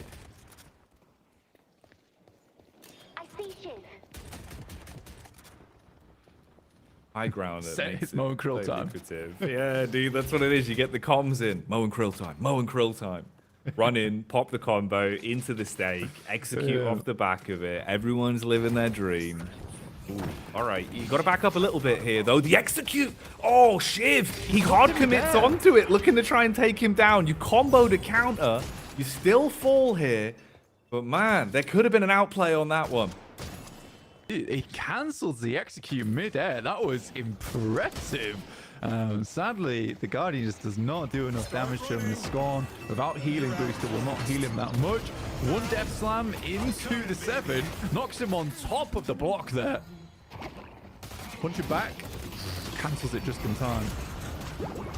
Abrams on the chase, static charge at least going to lock him in place, so the stun will deny the chase, but Mag Venom still falls in the worst way as well, being shut down by Together on the Vindicta. That's free farm for you. Yamato's ult fire, good delivery. You get the connection off. Hell, can't actually convert on how low both of them were, but you've just dominated in that lane. That should at least be a free Guardian taken with the wave. Meanwhile, over at the barn, you got the push-up from Lash. Re-engage as well as they look to try and defend on this Guardian, so you're still getting chipped down, and they're taking the whole wave for free. Good denies at least from the Geist. Yeah, honestly, I think the big difference between Team Jamside and Sunset at the moment is just coordination more than anything. Like, the way that the guys are coordinated here on the side of Team Jamside is just so much better on the side of Team Sunset. Like, they're able to get these kills off just because they're all together at the same time. They are locking down targets using multiple abilities to do that. It's really cool to see, and Team Jamside just cannot control this early game presence that Team Sunset's able to bring out time and time again. Oh, mate. So brutal. Lady Geist, good night. Vindicta gets vicious again. Binding Word comes in onto the back of Abrams. He's going to be finished off at least. So you get one trade back, a little bit of a shift in the balance. But all in all, it's a 1-for-1 trade. You're still ahead by 2 kills and a fair amount of AP blank. 52 to 46 on the ability point head count. Yeah, Team Sunset's been doing pretty well here. The quick disarm over towards the players up front to stop them from doing too much more damage towards the Guardian whilst the rest of the team sets up to get back in. In goes the Crow. This might actually be a snipe potential there. Mag Venom calling the pause. DC on Shiv. Let's hope things are okay. We got through all yesterday, knock on wood, with minimal issues. There was one DC, but the server didn't crash. Oops, sorry. I thought it was mold. Mo and Krill time. Mo and Krill time. Krill time. Mo and Krill time, please. Yeah. Anyway, let's take a quick stock at the moment because right now, 5k ahead. True. Not wrong. Not wrong. But yeah, looking at the scoreline, it does look a lot better right now for Team Sunset. And Together should soon pick up the 5th point in towards his ultimate over on Assassinate, if not already picked it up, meaning 600 extra souls per assassination. And the speed at which they are setting up for the Vindictor to get those assassinates with the Mo and Krill, with the Lash ultis, with the telekinesis. They're essentially just funneling. They're funneling the Vindictor, and I really like how it's working. Thanks for that. That's a great picture-in-picture. Doing the splits. Yeah, that's nice. Oh, mate, you know, that would literally be one of those where it'd be like, do you want to get fit easily? Then join the 7 workout program. With 7 easy steps, you can do the splits just like 7. Yoga with 7. I do love it. I do love it. But we're back in game. We finished out on the old 7 split. Got to look at his dirty trousers in action. Bright orange, but who's going to be green with envy? Tell you what is green, the big goopy ball that's rolling in. Viscous getting vicious. Mo and Krill with the combo. Mag Venom looking to reply. Prestige pops the ult as well, so Warden goes aggro. Seismic impact through the window for the getaway. Abrams trying his best. You get the knock up with the puddle punch. He uses that to his advantage, trying to juke out. Wall jump up the top, so the chase continues with 7 going down to hydration. Charge back into the wall. Nice connect on the punch, but trust in the cube and all will be fine. Abrams in a bit of a sticky situation now, relying on the regeneration to get it back up. Somehow still alive. Yonder Eye Wonder wanders out of there carelessly. And now the Warden looking to get away. Banning Word doesn't quite go off, and in comes the Mo and Krill. Tons of damage with the burrow on top of that. And it's a full getaway for Team Sunset from a situation that looked bad. Abrams is able to get himself back into a lovely situation. The regeneration coming in clutch. Big boy Abrams causing problems there. Smooth jukes. Crazy plays as well. Absolute carnage off the back of the pause then.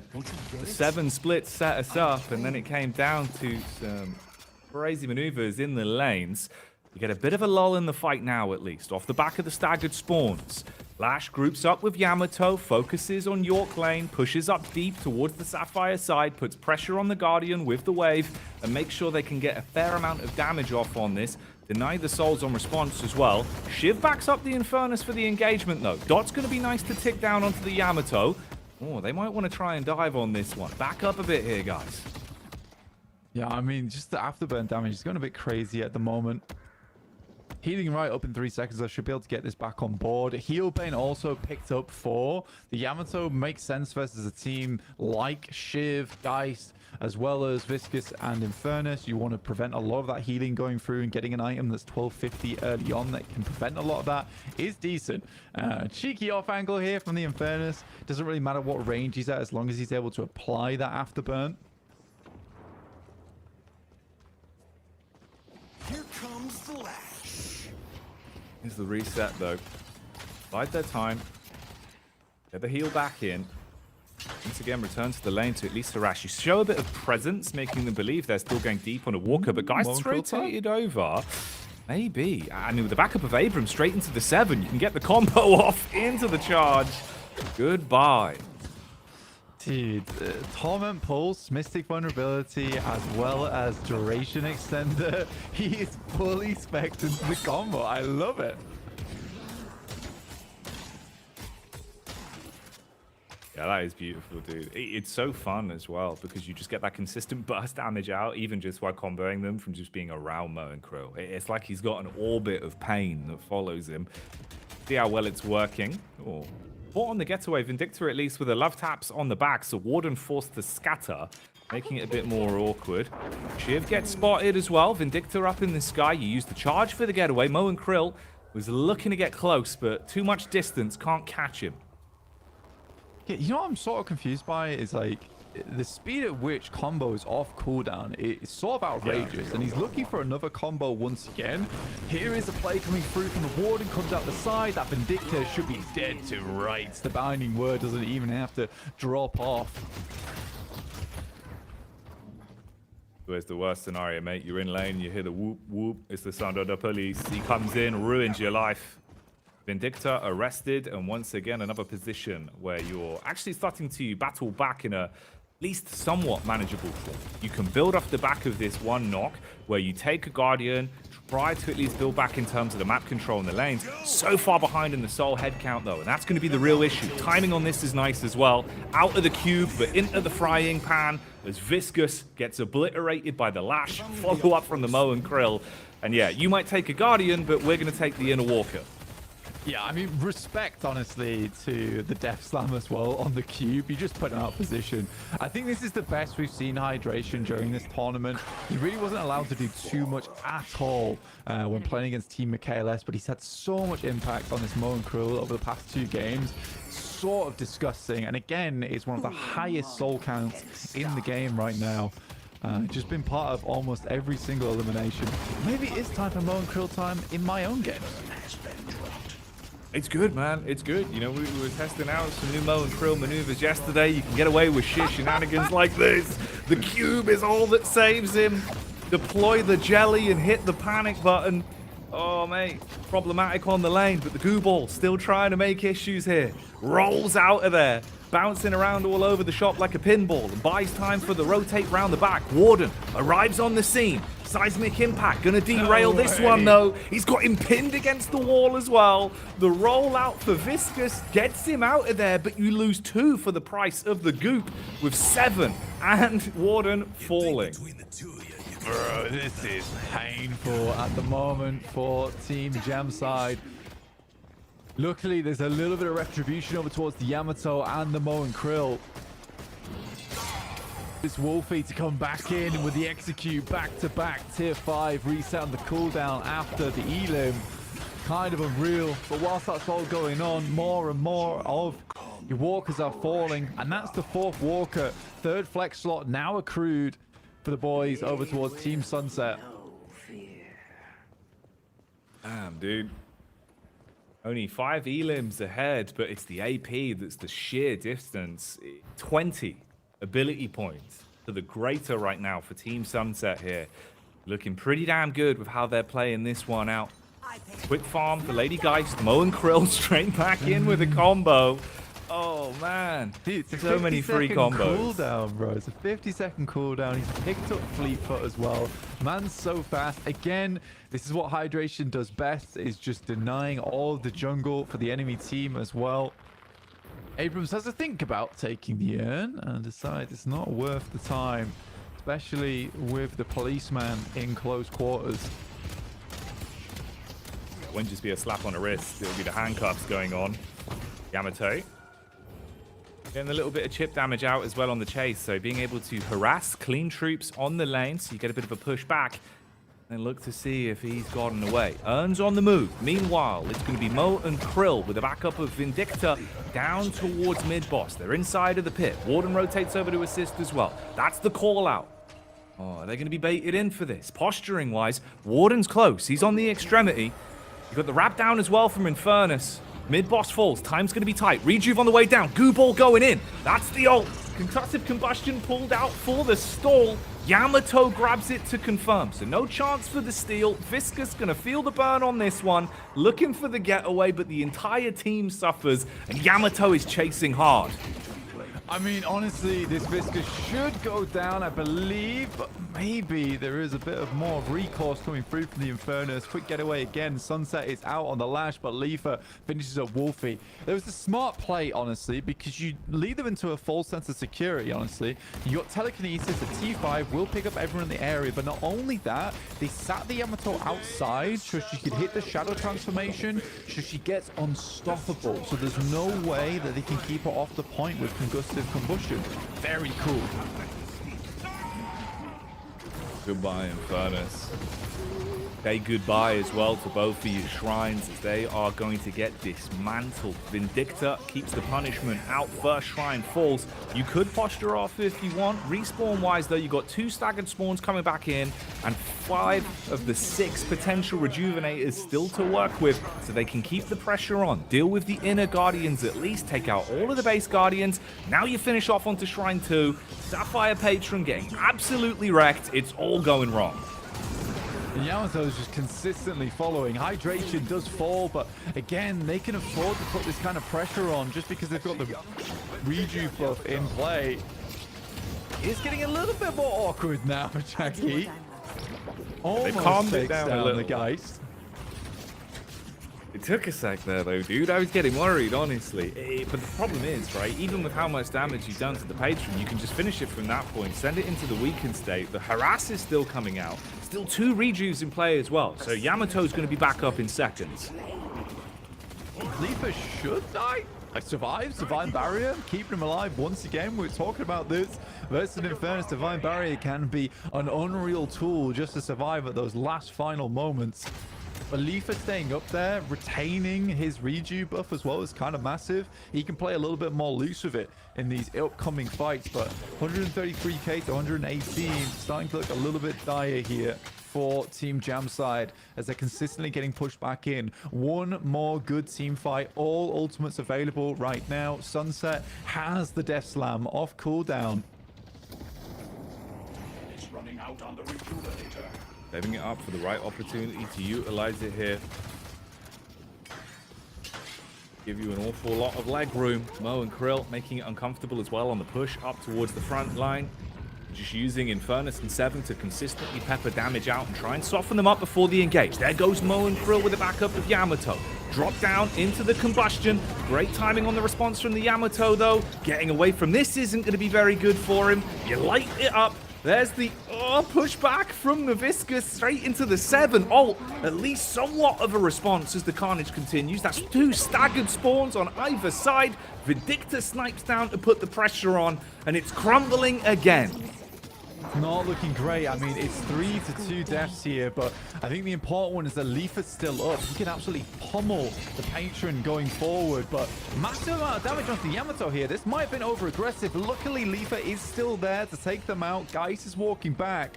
Leafa can get a lot of damage over towards the patron, as can the Vindicta. Should be GG. Not a lot of time left on this one. 7 seconds on the 7. Still about 25% HP for the weakened patron as well as you get the respawn back up. You're going to have those express lanes at the very least due to the shrines being down, so the quick rotates come in. The only thing you don't want to happen here is staggered deaths that give an opportunity for Jamside to reset from the fight. It feels like you are inches away from the GG. But the overcommit with not enough time to actually burn onto the weakened patron, they do get a full reset on the spawns. You're back up on a line. You got the quick rotates in, sure, but don't give them the 1v1s. That's the issue. Ooh, 2 for 1 big. back onto Wraith Blank. There's a timeline here. There is a timeline. I mean, it's not that far behind. If they can catch off the Abrams as well, this is massive news for them. Toxic bullets on him. Knockdown might just give him the time to escape, but I highly doubt it. Got a good response on this. 3 staggered spawns. Vindicta's back up in 1 second, sure, but it's about a 10-second differential between the Abrams and Wraith respawn going into this. Soul count isn't that drastically far behind anymore, and that was your lose condition. This is your opportunity back into the game now. If they can combo together, it could still be kind of clean. Getaway mission for the Warden. Doesn't want to fight full frontal with the Shadow Transformation being used by the Yamato. Low HP across the board into the Mo and Krill on the knockup. Here comes Lash to get a little bit aggressive, and they do shut down the potential issues.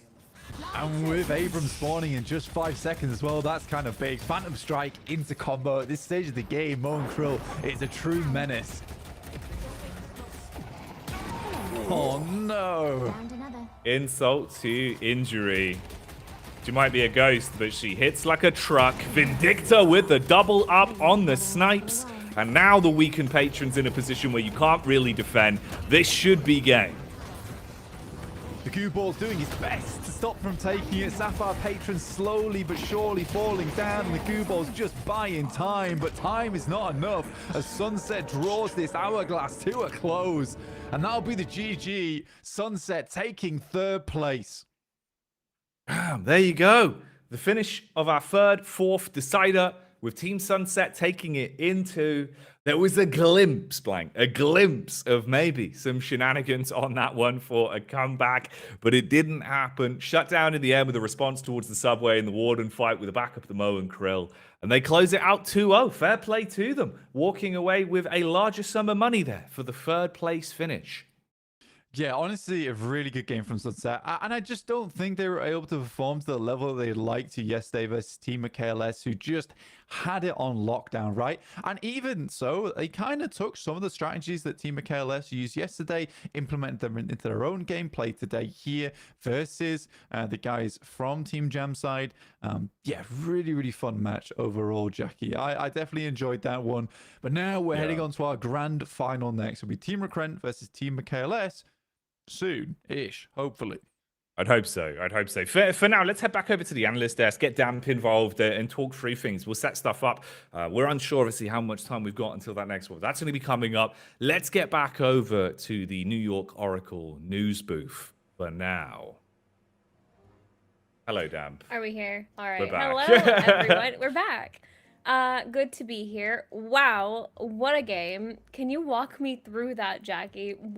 What a 2-0. Carnage, right? Carnage. Super cool. I think this is another one where, based off what we saw, at least from our initial semi-finals yesterday, I think we both kind of hypothesized that it should be Team Sunset that would win in the 3rd place decider. Yeah.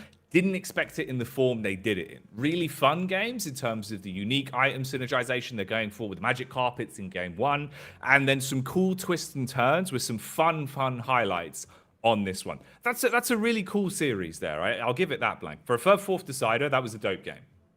Yeah, man. I mean, for Team Jam side, they certainly put up a good fight. But again, I think it's just a case of that these teams, if you're a team that understands how to play that early to mid game very well, and you have specific characters to drag you through that early to mid game, you desperately need it. So you need that sort of need that ability to transition to late game strongly, but also have those early game characters that can get you there. So for instance, the Mo and Krill, the Lash picks that came through, all of what Team Jam side has tried to pick up through even in their very first game versus Recrent, it was all, we're going to try and build for late game. And try and get there as quickly as possible. They were able to pick up the Viscus. He wasn't able to have as much impact as I'd quite have liked. You do see a lot of Viscuses these days. Don't really use Ultima as the tool in terms of getting stuns off and the damage. Viscus typically use that as like a quick rotational ability, right? And you can get very, very quickly to other lanes. Kaiser does this as well, where he'll use it to get to another lane gank. He'll hit the stun on someone, instantly cancel the goo ball, and go for the heavy punch. It's a really curious way of playing, and I think that I don't think we've seen many insane Viscuses so far. I think we've seen maybe there was one game that we saw a really crazy Viscus. But he's super strong. Cool moves that one matchup. Yeah. But I know what you mean. I think honestly, the biggest thing that's going to come from this Damp is once Deadlock's like fully out in the open, it's not invite only anymore. Yes. I think the investment in people buying moles as pets, it's going to skyrocket. Mo Mo and Krill's just cool. Yeah, dude. Mo and Krill's just killing it, isn't he? He's just so fun. We can run those stats when they come. For sure, yeah. I mean, Deadlock science. Otherwise, we do have one more match today. It is the grand final. I want to remind the 2,400 people here. First of all, thank you so much for being here. We appreciate you here at Deadlock Air joining us today for the Aurora Deadlock Masters brought to you by 1xBet. And we will have an amazing grand final for you today. Blank, tell me about why we should be excited. Well, honestly, for Team KLS, they stormed through their bracket versus Team Sunset. Team Recrent did the same versus Jamside. I think Recrent might be able to take the fight to KLS. I think that team, though, unfortunately, is just so ahead of the game right now. Yes, there was some of that cheeky little stuff where dropping 3 people on top of the power-up, getting 3 power-ups at the same time was used. But even when they didn't have that in play and they weren't allowed to use it in the next game, they still stormed through Team Sunset regardless. Also, I'll still say I vouch that that's just smart use of game mechanics. I'm gonna be real, you know. If right, Valve no, patch fair. it, Valve patch it. But for what it is right now, it's smart use of Actually, game hold on. mechanics. Let's talk about this because there was some debate when we posted it to the Deadlock Air Twitter. Yeah. It seems like so we were just covering what happened. There was a bug exploit where if you all crouch on the buff at the same time, you all receive it. So that is incredibly overpowered considering how good they are. And they utilize that in competition. I haven't seen that before, but it was, first of all, I thought it was really cool. I It's agree one of with you. those where, like, I know it will get fixed, and it probably Yeah, isn't it's something a bug. Valve It's not a 4 feature. would be used, but it is kind of sick because obviously it takes the timing of you still have to have all of you there for the setup on the spawn because it only works if you're there at the right time when it spawns in. So obviously you have to have the internal timings, make sure you're there. Outside of that as well, me and Blank then realized the way it works is because player collision is just disabled when you hold crouch. If you're crouched, you can just stand in each other's hitboxes. It just turns off player collision in Deadlock when you crouch, which I didn't Interesting. actually realize until yesterday. Obviously, we've been playing for months. I know. It's the classic exploit early, exploit often. Trickaroo. It's fine. It's like Ice from Crown CS. Citadel, you know. There's no Blizzard. They can't delete it for using the bombs that made the little boundary spawn back in. Anyone that's played WoW will be like, haha, that is a great reference from 2008. There you And go. then the other 95% of people are like, what are you on about? What's this guy talking about? Yeah. But no, like I think in that instance it was cool. I Yeah. get why in a tournament the ruling Yeah. was what it is, and I think honestly Aurora handled it fine. Like the decision to just give a veto edge was probably the best one you could have gone Sure. for. I did like how they resolved that. We were confused at first, but then we realized, oh, this is intentional, and it's really smart. So yeah, I do agree. They dealt with it really well. There will be more rules around exploits and stuff like that I expect in the future, but that was just a really cool one to just see out in the wild, I feel like. But yeah, sorry, go on, Blank. No, I was just going to say this. It's one of those things where you're looking at this matchup that's coming through from Team Recruit to Team Michaelis. I still have a very good feeling that there is going to be some steamrolling coming through from Team Michaelis. I think that team is just incredible it's too right strong. now. Yeah, and Team Yeah. Recruit, although they showed some really strong gameplay, I feel like this is one of the games where it's going to be a struggle for maybe the first 10 minutes. It'll pull backwards and forwards, and then slowly but surely you'll see a Team Michaelis lead. I think we saw our fastest game come through from Team Michaelis at around about 22 minutes, Jacky. Yeah, and that was when, for anyone that missed it as well, all the VODs are up on the Dead Air YouTube. I think if you do exclamation mark YouTube, it will pop it up as well. But they won every single lane so dominantly within about the first 6 minutes of that matchup. Like, it was carnage, dude. How good they were looking. And they were just running away with that one.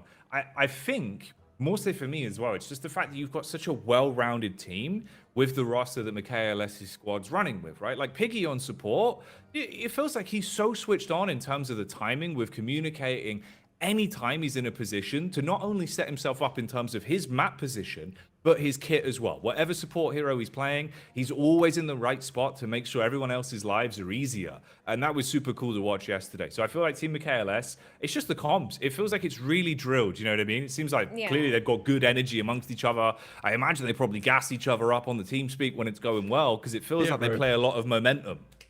Can we actually have a look at the teams, if that's okay? I would like to give let's an throw it up. individual breakdown of Team Michaelis, because we do have some members on there that we should probably highlight aside from Michaelis, who is right now the top Deadlock player in the world, as far as we know. So, Blank, can you break this down for us? Tell us who's important, who we should keep an eye out for. Are we doing Team Michaelis first? We Yeah, go for can. it. We We can. do Here, I Team can Michaelis, so- even, at this point, let me find, hang on. Pull there it you go. up. I'll Pull it up. make it so. Oh my god. I'll make it. No, I know it's fine. I'm doing some editing on the fly. Look at this. All right. What's now, happening? I'm scared. now, Oh my it's god. only the two teams that are in the grand final. There you go. Look at that. Did some production on the fly. What do you think about that, everyone? Round of applause for Jacky. crazy. Clap. Yeah, that's good. All right, No, get into it, Jacky, Blank. Get you're into too it. quiet, Jacky. Where's my money, Jacky? Stop it. Stop The it. music's not loud enough, Jacky. Jacky. Jacky. Jacky. Jack White. Yeah, so Team MKLS, really strong team overall. We've already discussed that Team MKLS currently regarded as the best player in the world currently, mainly because he's got a huge amount of hours into the game. Like this guy just plays all the time. I think he's Like 1.3k hours, isn't he? It's I something think like he's that. 1 point, maybe close to 1.1. I think last time I checked, he was 1,036 hours. That's And I crazy, have bro. been checking up on you, Michaelis. I'm making sure you're okay because it's too many hours. But yeah, so Piggy on the team as well. Piggy, extremely good player overall. Not super well known either, the guy, but we actually watched him play yesterday, and he was pretty fantastic on a lot of the characters he played. Funnily enough, he does play Mo and Krill, which is super cool to see. Sharik, not too much to say about Sharik. Listic, third best player in the world currently. Duoed a lot with MKLS back in the day. I think it was a few days ago when they duoed together last, but they were very much the two guys that were hitting the game first and hard in the EU scene at least. Heli, overall pretty strong player, was on the Infernus yesterday, did really well, and Zergi is just honestly quite a fantastic hit scan player, or as close to hit scan as you can get in this game. Man, it's interesting as well because I do have a lot of time for Piggy just from the gameplay we saw where He's a it cool was guy. Yeah. like it seems like he's super drilled in the way he approaches Deadlock. I think the other thing is there's such a high bar with the average player that we've got in this tournament in terms of gun skill. So they're aiming, they're tracing, the way that they can flick, but it's not only sort of their horizontal and their vertical aim, right, with the quick flicks, it's the tracing. They're really good at being able to keep that drilled aim the entire time they're trying to track someone. So it's good for the Sultanites, it's good for the Soul Confirms, and actually like long-range firefights. So it gives you a lot of skill expression on that side of things. Movement's up there as well. But when you look at how high of a bar we've got on the average side, dude, you then move over to just Team MKLS, and it feels like everyone's got the mechanics down to a T, and then some. And that's, for me, why, when you synergize that with the communication of this six in particular, with the way they play support for one another, the way they can engage, and also, to a degree, right, at the minute, it feels like there is a bit of Deadlock that is kind of arrogance and confidence-based in terms of you need to go for some fights that maybe it's not the best decision, but if you can back it up with the actual jukes and the ability usage alongside just being able to hit those consistent shots and making it as uncomfortable as possible to deal damage onto you, then you're going to win those fights. And you've got MKLS, you've got Piggy, you've got players like that pull that off every time, dude, where they get these like micro slides into fights so their DPS output is just way higher. It's way harder to hit them. They're doing things that will become sort of high skill ceiling meta. Yeah. Longer down the line, but they've obviously had the reps for a few months already, right? Where, you know, we say 1,000 hours. Let's put that into perspective. That's what, 40 days? Something like that? Yeah, it's sort of crazy the way it's been working. And again, you look at Team Michaelis and some of these players on side, and I'm really just happy to see them here because they were making waves way before any of this happened in the esports scene. Any Aurora Deadlock Masters came to be, and they're still here now, and they're proving that they're weight in gold essentially. On the other hand, Team Recurrent, kind of like the Apex team, I would say. You've got Hardeki on side, PKMX, Zania, Psycho, Dimov, and Recurrent himself. All really good players. But it seems like these guys all have a very good relationship with one another. So their coordination actually is on point. And I think that is one thing that is very important when playing Deadlock, because the game, although starts off in that laning phase, it quite quickly becomes coordination between squads almost. You have that 3-man squad that maybe goes off and gets an assassination onto a player on the side just trying to farm, and you have like almost this shift between you go into that death ball meta and then you spread back out again, death ball meta, spread back out again. It's really interesting, but it's super high APM. Like, you always need to be doing something. You always need to be achieving some kind of goal. And I think if we look at that last game from Team Sunset, like the Mo and Krill on the side of Team Sunset, Hydration, very famous guy, by the way, used to play at Overwatch, extremely good player. When he was on that Mo and Krill, he's having so much impact around the lane and in the game, but also taking so much of the jungle, constantly breaking boxes, constantly looking for those golden statues, like he's doing so much to push himself further ahead. It's really cool. Yeah, I agree. We're going to have a good game. It's going to be awesome. But for now, I think we're going to a quick break. Do not go anywhere, as we will be back with the grand finals and a big announcement following the game. Now, this is a personal announcement from here at Deadlock Air. It's something that we have been working on for a very long time and are excited to finally be able to announce to you guys. So stick around for that after the game, and we will be back after the break with some matches. I'll see you guys later.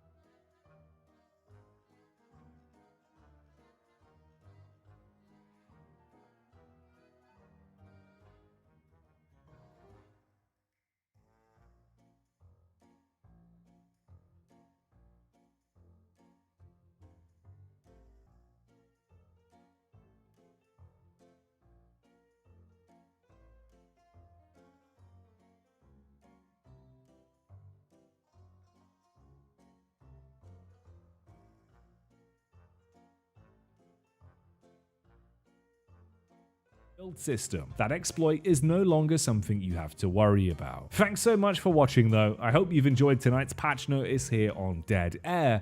I've been your host Jacky, keeping you up to date with all things Deadlock. So get back out there.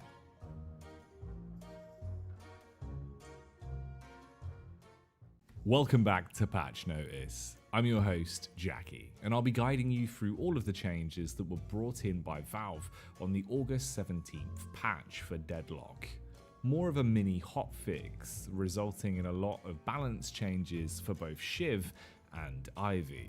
On release, it's fair enough that Shiv did require a few balance changes as he was incredibly strong. So strong, in fact, he was crashing some servers. Let's have a look at what they've done to his base gun damage. They've gone ahead and reduced it from 6.3 to 5.7, bringing it in line with some of the other weapons in the game.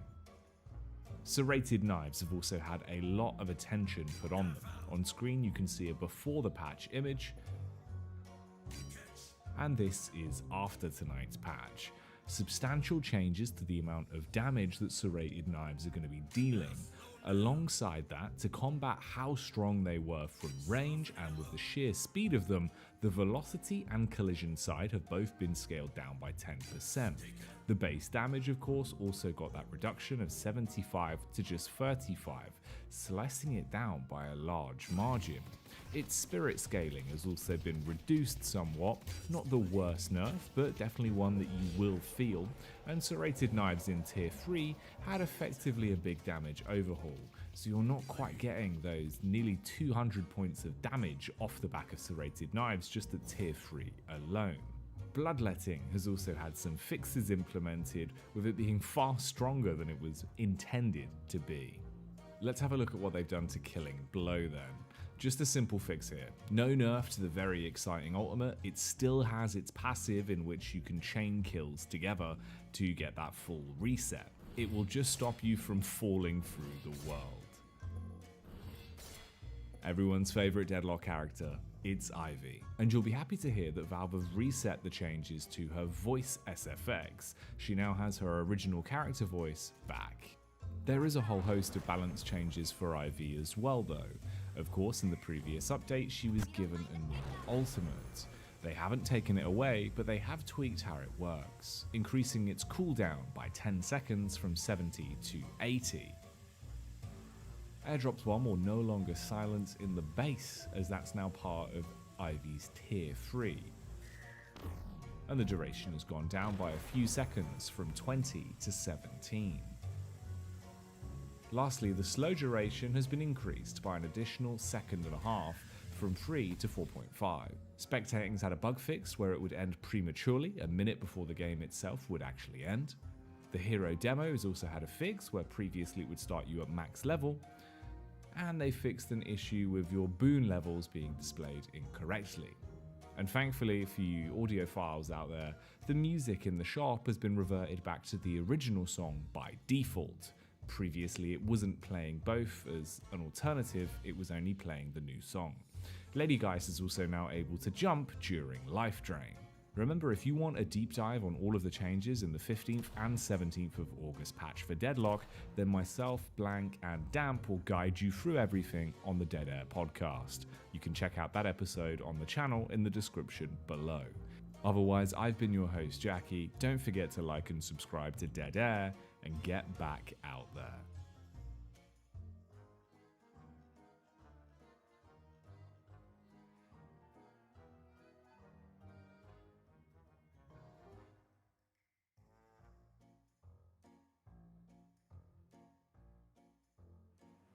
Welcome back to the Aurora Deadlock Masters here on Deadlock Air, the official English restream. My name is Daisy Dimp, and I'm joined by Blank and Jacky. Of course, if you have been here, you already know. But we're back for a sec. We are. We've returned again. We flew in like a 7 with majestic leap, jumping over the roofs. Speaking of flying, by the way, I thought I'd ask. We saw some spicy plays, magic carpets coming out. Can you tell us what you think will happen in this game? Are they going to be flying, Blank? Is this going to be a whole new world? Uh, The Aladdin plays. in this game with Magic Carpet, or just the game in general? Just in general, some crazy plays we We're gonna might be seeing some coming out. cheese. Yeah. What do you I think, think mate? I think we'll see some All crazy right, plays. all Yeah. I'm excited. And then hopefully as well we get a full 3 game as well. We haven't had a single non 2-0 this whole bracket, so it'd be really cool to see it go a full 3 games. I feel like. No, 100%. I mean, like, it's very cool, right, that Aurora have put on an event where you get BO3s the whole way through. I think normally in a lot of the more community-run events that we've seen where it's kind of open bracket, a lot more teams, right, it's harder to time it all. So you're only getting BO1s, maybe a BO3 grand final. But like you say, it's only been 2-0s. Yeah. Blank, you telling me 3 maps, 3 games here, maybe? We're going to get some spice, What are bro? our predictions here? 2 maps, probably. Oh, Michaela. What? He's I mean- ruined it for everyone. I mean, Thumbs down, blank in the chat, everyone. He's only given us 2 games. He ruined it. I he's, know. he's Down. not wrong, Jack. I'm not gonna lie. I'm kind of siding with Blank here. I would love to see 3 maps. It would, I mean, 3 maps, 3 games rather. It would be incredible. I don't think it's gonna happen. Man, honestly. no faith in Team Recruit to make some good moves here. I mean, They're fair really enough. good, but No, I can see why. I can see why you're all on the MKLS hype train. Oh, it dude, just feels of course. like, yeah, sorry. Of course I'm on the Michaela hype train. I mean, It's a big train. You know, it's got a big- first class on it. Dude, Pretty yeah. fast. The whole train is first class, right? There's nowhere on the train that's a bad time. You know, you get your coffees delivered, hand to you by Dino himself. He's making his way through the train. It's a bit of a difficulty for him though, because they didn't space the seats out enough for him. Oh, so so every he's getting, time he like, squeezes past you, yeah, you get his big robotic Yeah. metal Aw. tummy right in your Oh, face. no. But I'm getting God, could coffee you though. imagine? I'm getting coffee, so it's He's good. like brushing up against you. Mind the belly! And you're like, all right. Ooh, hello. Okay. Sorry. Bloody hell. But Dropping it's a like black you- hole. Ah!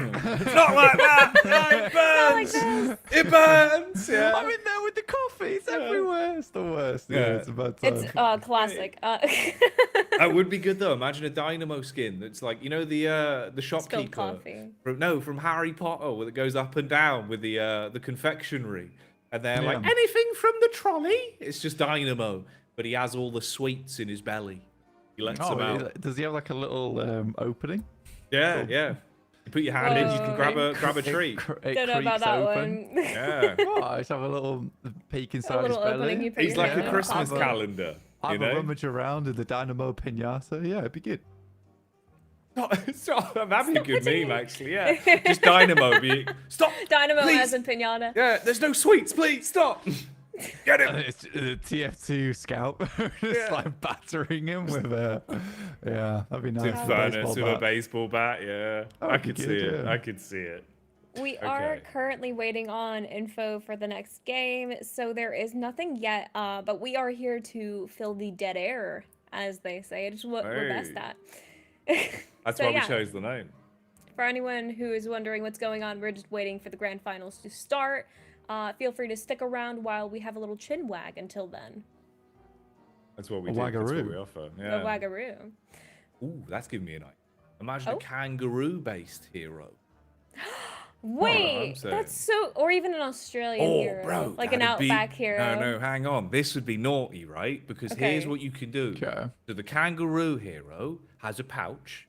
You can put any other hero in his pouch, carrier, Ah. right? So if you need to like duck out, push him in Right. his pouch you, and he's gone, Poucher. right? He can leap far away. Solern in the pouch. You see what I'm saying? Right. Puts the soul in the pouch. That'd be crazy. Rejuvenator. He doesn't even have to punch Majestic it, leap as dude. well, just built Puts it in in. the pouch. Puts it in the pouch. Save it for later.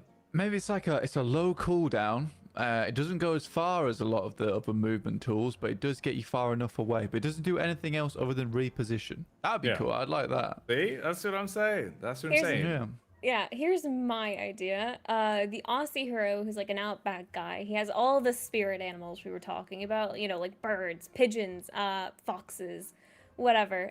Okay. And the little cat as well, and he just like sends them out as at people.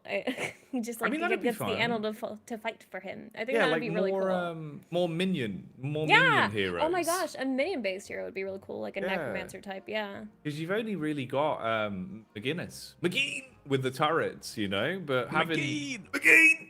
Well, you got I Calico, still- right? Well, yeah, but she's not in yet. You know, it's only Like, really- Lamarite. It's only Lamarite that's playing her. Yeah, but we're talking about potential heroes now, right? Yeah, Are exactly. we? Are we? Yeah, we are. Okay, you know what? Can we talk about some of the potential heroes that do exist in the game files, or is that not allowed? Well, you mean you're telling me the big kangaroo that puts the soul urn in his pouch Yeah, isn't a that's a potential potential hero? Yeah, it's a I'm gonna have to potential get hero. Valve on the blower right now. Hello, Gabe. We need a kangaroo in Deadlock. Stop. Give But me it there is now. what's the Slork guy? The Big shark-looking- Slork. Yeah, Yeah. Big Slork. I know he's not a secret anymore, but Let's I have a like, round of Slorks. Round of Slork. Slorks in the chat. I Come need on. many Slork. Big Slorks. I do. I want to see what he's about. He seems like a fun guy. But like, I remember I was really excited about Viscous because we discovered Viscous before he came out in the game files. We were like, look at this dude, and we were super hype about him even before his release. Gooey guy. 100%. And then the gooey guy came out. Like, It was when it was months and months ago. And I remember I Oh my called you in gosh. at like 4 a.m. and I went, look at all these Yeah. voice Look at all lines these I new found. heroes Look at this goopy lining them boy. up. And it was when Viscous's ult would just turn him into a puddle of goo. And I was like, look, he turns into a puddle. And we were going, whoa, that's sick. that's awesome. Like, Yeah. I want more heroes with personality, and I think that was the first one aside Aw. from Shiv that had a lot of meme material. Like, Yeah. I like Shiv because he head bobs. He has a little, like, you He's know, cool. a hair. He's cool. And Viscous is also really cool in their own right, and I want more of that. Like, I'm getting greedy now. What about McGee though? She's got a lot of personality. McGee. I still think the idea we came up with on the last podcast for the McGuinness Book of World Records is absolutely genius. Yeah, we need to do McGinnis Yeah. World I still Book of attest Records. that For the, those of us who don't listen to the podcast, which they should, you at home, you know who looking you at your are. screens, yeah, when you're driving to work. can you explain what that is? Yeah, the Dead Air podcast. I set up a No, chat no, the command. Hang McGuinness on. Oh, the Book book of- of Yeah, World- no. okay, so yeah, right. So, Oh, there is a podcast though, for Yeah, those who here, didn't here. know. Hold up, I got you. There you go. It's If on you- if you iTunes and crave- Spotify now by popular demand. More So Deadlock everywhere. content. we came up with the idea of basically, like, obviously, when there's Deadlock events in the future, the way this will work is that you submit something to me and Blank that shows that you've beaten what you think to be a McGuinness world record. And then, if it is, and we approve it to be, as the McGuinness directors, we'll put it on a big McGuinness wall that will 3D print or regular print, depending on availability of paper and cardboard. And then we'll bring that around to various events. And you just have to come over and say, I am McGuinness and I hold the world record. And then if that's true, we'll give you a Guinness or a chocolate, depending on where we are. Well, what we And- said, we would 3D print a golden McGinnis. Oh, that was the statue, yeah. But then we Yeah. realized that was the Olympics and we were getting it a bit No, but that's twisted. cool. Yeah, that's like cool that. though. There you go. Golden McGinnis. So But if you is would this like like- to Maybe a golden qualify, turret. Are these? Yeah, that's cool as well. Are these in like Deadlock world records or just Yeah, general yeah. World records? No, not real life. No. none of Okay, that. okay. Yeah. I run really In-game. I was like, are we IG, gonna go IG, travel and IG. make sure these are all real? I Yeah, don't know. there you go. Look, I am McGuinness and I hold the world record. Exactly. That's the Okay. quote. That's There the you go. quote. That's That what is you good. need. That is really good, actually. Yeah. But we could do it because obviously, like, we could 3D print the McGuinness. You Right. spray paint it gold. Yeah. That's a little trophy you'd get. If it proves that you do hold a McGuinness world Yeah. record. If you've lied, then you don't get anything. Yeah, what Then we you do, get the naughty we- stick. yeah, we burn your name off the wall. Yeah. Infernus Using comes over. Infernus, yeah. We're just at an event out back with just a can of aerosol and a lighter, burning cardboard. We Everyone are going, Infernus. What are they doing? Yeah, what We're are they doing role-playing. over there? Yeah. Yeah, look Don't what worry, you've it's done. It's just dead You've air. made They're us burn the fine. whole wall. Yeah, I hope you're happy. Oh my god. Everyone's name's been taken off. We We start are- over. We are just waiting for the grand finals to start. I think from what I've heard, Recrent is still playing a match right now. All right. Oh, is he in game? He's IG. So he's IG. Damn, So right. we're waiting for him to finish so that he can get started between them and Team Michaelis. So I'm not sure when the game's gonna start. We have no control over it either. No Yeah. worries. I We're wish having we a could good press the time. game button. Well, Damp has that. Damp has the Aurora gave her a button that says press to start game, but you know we're doing. I'm not we're clicking doing it this. just Yeah, to exactly. tease, you know. Just to spite when am I gonna click everyone. it? Who knows? Exactly. But yeah, if you guys are one of the nearly 3,000 people watching this Oh. stream, I know, incredible. Thank you. Sorry, I put my mic. Let Thank me you. check Recrent's stream. Sorry. And also, Are you spreading misinformation? wait, guys, I'm plugging. Stop it. Sorry. I'm. Oh my gosh, it's unprofessional. Okay, guys, if you're one of the 3,000 people here, wow, thank you. And also, join the Discord and follow our Twitter for more Deadlock Air information and future tournaments. Okay, you can go back to your conversation now. Nice. There you go. I got the links in as well. There's all there you the go. links. If you guys There need you the link, it go. is in the description, or There's the all chat the rather, links. and description. Just But got yeah. here. What's the score? The score is the game is about to begin. We're here for the Yeah. grand final. We're just setting everything up. The It's a nice bit of score dead air is time. Vibes. Yeah. But I mean, honestly, it's been a nice couple of days so far. You know, we've got ourselves to a good point. We're pretty close to the grand final. I'm looking forward to it. I think this is going to be fun. Yeah, this is gonna be great. I'm really excited to see what Mikhail S's team come out with this time. I'm sure we're gonna see some crazy exploit. I'm really excited. It's going to be sick. It is actually going to be dope on it. I can't wait. Recrent's not in his chair anymore, so Oh no. Well, hang on. They've just changed to the veto screen on the clean feed. Have there they? we go. Should we have a Yeah. look at the veto? Should we watch Okay. the veto together? You know Yeah. what? I'm gonna just go ahead and let you guys move to the caster booth then, if that's okay. I'm gonna sign you off for a sec. Okay. All right. All right, The guys. hell? No, you guys want to talk about the game, and it's about to start. Come on. You I'll jump let you in. go do it. All right, guys. So this has been me, the host, and I'll let you guys take over the cast in a moment. Stick around for the grand final and a huge announcement after the game. That's right. Big announcement coming up. Shout out Damp one time. Round of Damps in the chat. Jacky and Blank on the mic though for this grand final. Blank, first Deadlock grand final. First of many, probably for a good another, 20 years of our lives now. This is what we're all about these days. Dynamo and Kelvin being banned out, and we get to strap in for it. Yeah, exactly. I mean, Kelvin getting banned, Dynamo getting banned makes sense. But we got the Viscus, we got the Shiv taking off the cards for Listic over on Mikhail S. Aidmans and Vindicta picked up two really strong picks. Mikhail S likely playing on the Vindicta, and a pocket pick coming through from Team Recruit. I like this. The Mikhail S. Vindicta. Ooh, yeah. If you missed it yesterday, go watch the VODs on the YouTube because it was actually sick. How aggressive he was and the way that he was building in as well, dude. It was very fun to watch. It gave us a lot of ideas for sort of how you can play such an aggressive Vindicta for early laning damage. And he just came alive. As soon as he got his ult with the snipe, you were just executing all over the board. Yeah, he was really strong. And I mean, we get an Ivy ban comes through for Team Michaelis, which is fair enough because they were really abusing that yesterday. Really, really good plays from the Ivy. Lash ban goes over to Team Recruit. They don't want to get Lash ulted in, which makes sense. You know, you're playing Vindicta, you're playing Wraith. Lash is a really good pick here in terms of a ban, which gives you more freedom and movement on the Vindicta and Wraith because the Lash can really shut down both these characters, specifically the Vindicta. So we get a great talent pick and a 7. So I'm kind of curious to see the great talent come through. There was that change recently that made it so more spirit power means more fire rate for great talents. I've seen some great talents picking up spiritual overflow and it's absolutely busted. But Michaelis will once again be able to pick themselves up a Haze and a Warden. So very terrifying team in terms of lockdown. You've got the tether, you've got the combo, you've got even the binding word coming through from Warden. Very similar comp that we saw come through from Sunset after they got beaten by Team Michaelis playing this very same comp.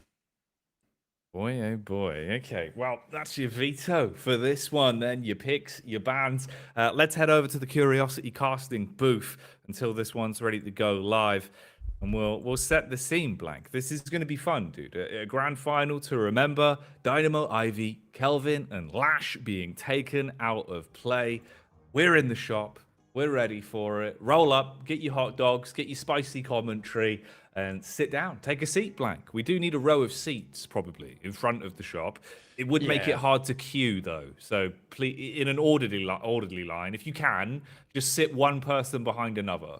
That would be best. That would be a long chair line. I'm not gonna lie, because all the way back to Fountain. But I can see Recrent in game. There's a lot of R's going out. Readies are there. They're sending out the Game readies. starts in 2, 1, and I think we'll be playing out our match very soon. Then I'm gonna turn this off so I don't spoil anything for myself in the future. Yeah, we've got to wait for the feed. There's a delay on the feed, of course. So once we get that, we'll be in. Waiting for it to be sent through. Remember, guys, this is going to be the grand final. Team MKLS taking on Team Recrent. It's a best-of-3 banger here in the Aurora Deadlock Masters, an event that they've put together and brought to you by their partnership with 1xBet. They gave us the rights to stream the games here, of course, on the English side of things. It's been super cool for me, Damp and Blank, to hang out. We love a bit of Deadlock. We have since we first got our hands on it. So very fun to be involved in the esports side now, mate. Yeah, I love a bit of Deadlock, me. I'll play it till when I can play it till, which is 2 a.m. usually, and then I turn the game off, and I'm sad because I've lost my last game of the day. We play a little bit too much sometimes. We should probably call it quits before the extra game, where we go, maybe just one more, but it'll be just one more final here, dude. We're ready for it. Map 1, game 1, Blank, BO3. Into a pause between Team Recrent and MKLS. Strap in, though. This is going to be tasty. Oh, we've had a crash. Viscous is out. Uh-oh. He'll be able to get back in. I'm sure of it. Hopefully. Please don't do this to me. Anyway, we can take a look at the lanes in the meantime, because it's probably a good thing to do. Listic, I think it's Listic on the Abrams versus the Shiv coming through from Team Recrent. You got Hardeki and Co playing with Pocket here versus both Warden and Hayes.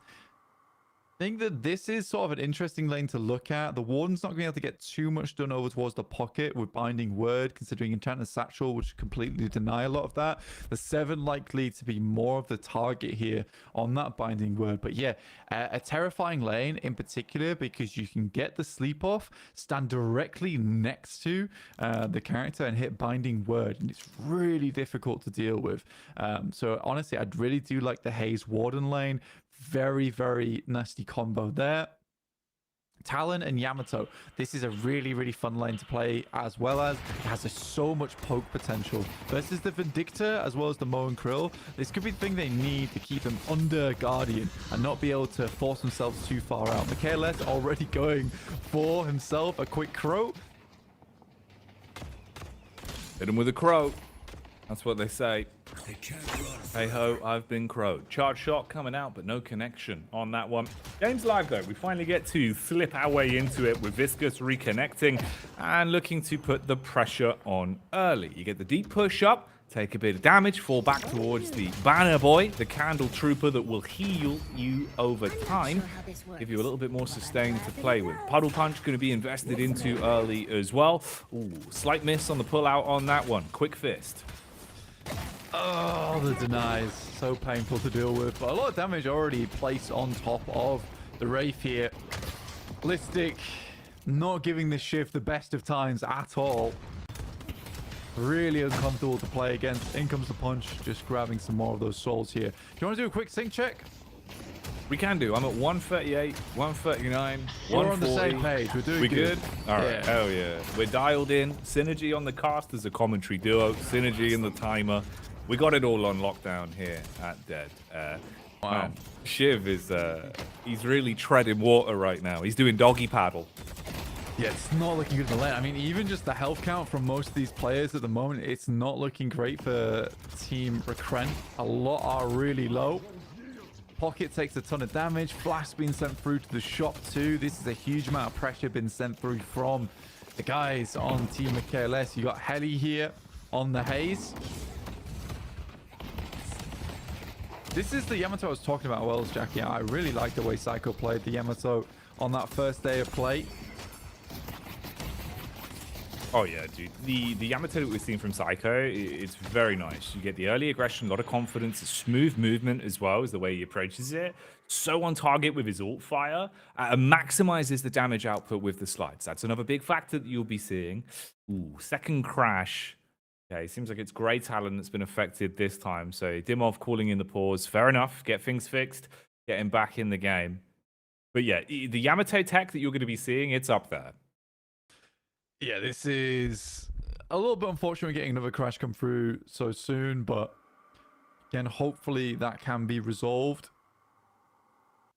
Team Recruit at the moment, honestly, just in terms of soul count, already behind by 2k is not ideal, and I think that's purely because the lanes are being pushed and aggressed upon so hard. If you look across the map right now, every single lane except from I believe Viscus's lane is just pushed in all the way.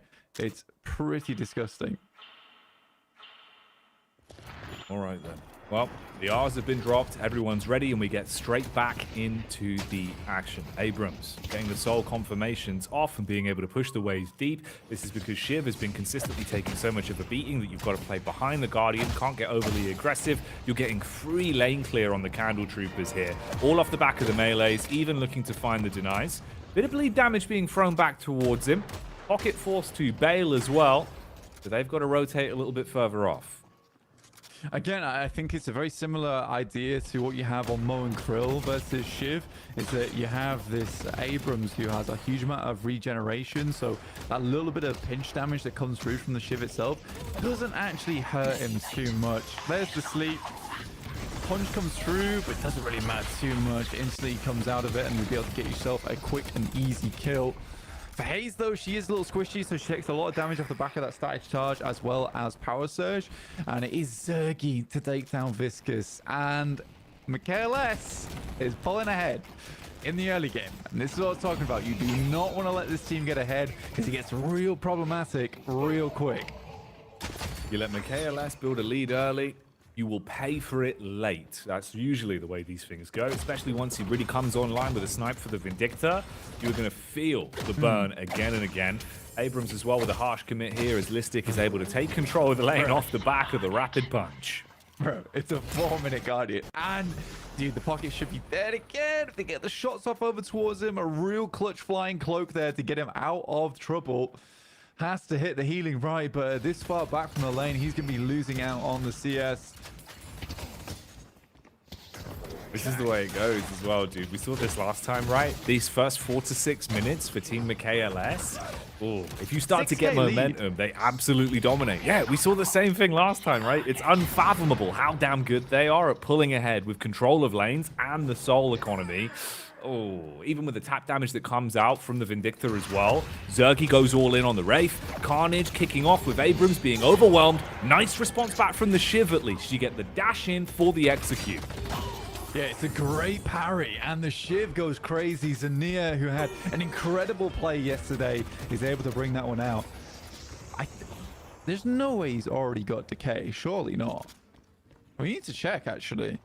That's the only way I can think that he would get the kill off there versus the Shiv, is if he's already bought Decay on the Haze. Must be the answer to that one. We'll see if the Observer cuts over at some point to get a quick head count at the items. Dimov. That's the thing about Goo Blank. It still gets hit heavy off the back of the sniper bullets. 50 caliber rounds of pain.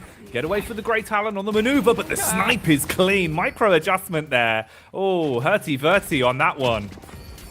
Dude. Hits him on the toes there. Giving them Vindicta feet action.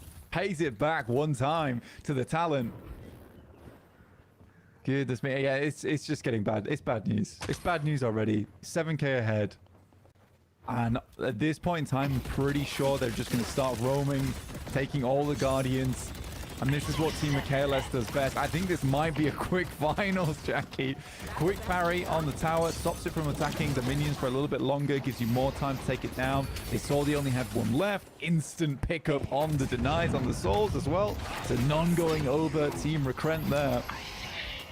It was nice dupes from the Shiv in the 1v1 versus Listic, but the rotate over from the Haze allows you to get off the Sleep Dagger, send him off to bed he buys, but he's still juking his way around and making it uncomfortable. Call for the backup from the Grey Talon from distance. You get the Owl straight in.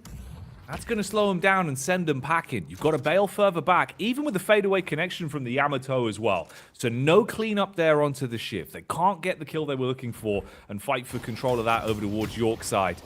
Ooh. The response as well is to go all in, back on that tower, put pressure on. Meanwhile, down towards the urn spawn, you got Shiv being overwhelmed by the Warden with the backup. Yamato re-engages, sniped down from the top. That one's going to connect from the KLS to take down Shiv. This is a wild amount of gameplay in such a short amount of time.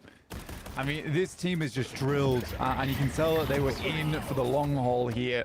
Is Team KLS already just kills galore going across the map. We're plus 10k ahead in terms of a lead for Team KLS. And this might just be a classic Team KLS affair where it's a case of your walkers are down at 8 minutes into the game. It's brutal, bro. We've seen this before so many times. They consistently dominate in the laning phase. You clean house on the Guardians. Then the map control begins to snowball. And it's just that soul lead, right? Like you say, already now we're starting to see it pull rapidly further ahead, but it never slows down. That's one of the characteristics that we've seen from this team. It always keeps on building. Aggression back in play here, though. Goo Ball going to be whipped out. Viscous rolling in. Leaving a bit of goop all over the lane. Looking to try and cause pain off the back of it. Bounces make it uncomfortable. The team fight erupts. 7 caught by the telekinesis and brought down to reality from that one. He's grounded. Grey Talon buys time at least with the trap, but he's going to be caught from the Abrams. 2 for the price of none. I mean, this is the thing, though. It's a case that, honestly, this composition is probably one of the strongest in the game so far because it has so much pick potential, which is why we are seeing Haze being banned so often. The Sleep Dagger opens up so much. It's very similar and akin to the combo from Mo and Krill. Because the CC lasts so long, it gets a lot of your players in position to actually take advantage of it. In this case, the Abrams from Listic, he's able to get an easy shoulder charge off into that Sleep Dagger, creating that stun that goes off for quite some time. Piggy with the combo. So yeah, I think that this is probably the comp that you're going to see very often from a lot of teams. It's the Abrams, Haze, Warden, Mo and Krill, and then 2 DPS characters. KLS just really likes the assassinate because, again, there's so much lockdown. Hitting those assassinates is very easy. Telekinesis on the lift up there, going to try and catch the Shiv with a backup combo from the Mo and Krill, hold him in place, synergizes with the Wraith, and you've got bullets all over your face. Viscous, down and out, the Dimov removed, again. 2 staggered respawns, 10 seconds on the clock for that one, allows Warden more freedom, back up as well to push up on the inner lane. See if you can get the burn down on Boulevard's Walker, at least pushing the wave up. Going to even take a bit of the farm here as well. Lines up the punch, hits all 3 of them. Again, I think for this comp right now, it's probably GG at this point in time. And it's so difficult to deal with. Again, they've just got so much pick potential on this squad.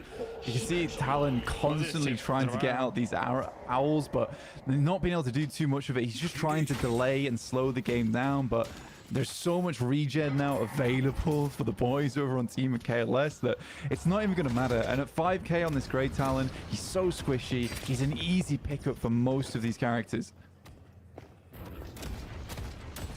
Chase up the ropes. Abram puts the pressure on. Big Krill on the chase. Got the combo in the back pocket. Fleetfoot just comes off CD as well, straight into the Soul Urn. Pop that ahead of time, take the Soul Urn. See if he can start the run on this one.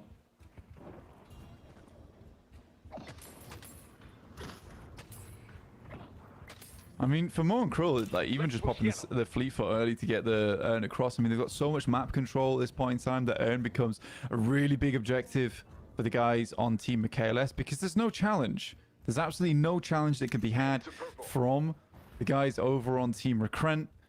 It is really, really tough. You haven't dropped me off yet. They delivered the urn. Yeah, the confirm on the Soul Urn, the executive decision for Mo and Krill paid off. Even further, building a soul lead for them, 44k to 66k. Walker going down as well. Can stop The Wraith off the back of that being able to even further push the lead on the lanes. This is brutal, mate. You can see the difference with them now taking their first walker. So Orchard Lane towards the amber side, completely broken open. Got a nice push across the purple side as well to try and force that out. Ball's going to be called in, though. Zergy's hit that one. PC crash. So it's Hayes that's DC'd. All right, fair enough. We'll get him back in. Carry on with this. I quite like what the Talon's doing because the more I'm watching it, the more I'm feeling like this Talon is more there as just a scouting tool because there seems to be a lot of assassinates going on. So if he can use that owl to just kind of identify where a lot of these characters are, even just hit them with the owl itself, like that's stopping Listic from getting these off angles so often. But I don't think it really even matters at this point in time. That might have been something that was good if they were more equalized, but it's just not the case. This is where we're going to start to push all the walkers in. You've got 1.5 HP over towards purple lane, and it looks like they're gearing up for a blue push over towards the Yamato and the Viscous.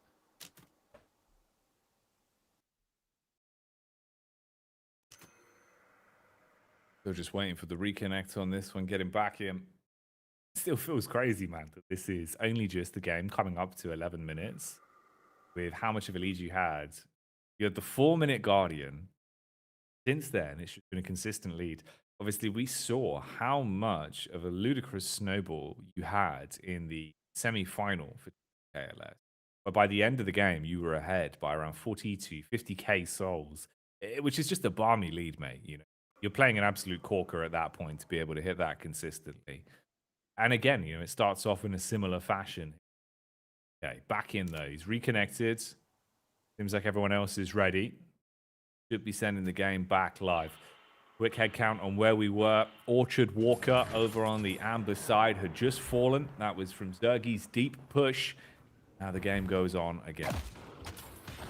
And look at this. Again, it's just a case of consuming all the jungle here on the side of Team Recrent from Team KLS. Even taking the Sinner Sacrifices, we actually do stack up to quite a bit. Zerg might not be able to pick that one, especially with Bloodletting. It's hard to burst a Shiv down, but with the help of his teammate, will finish it off. Wasn't able to get out in time.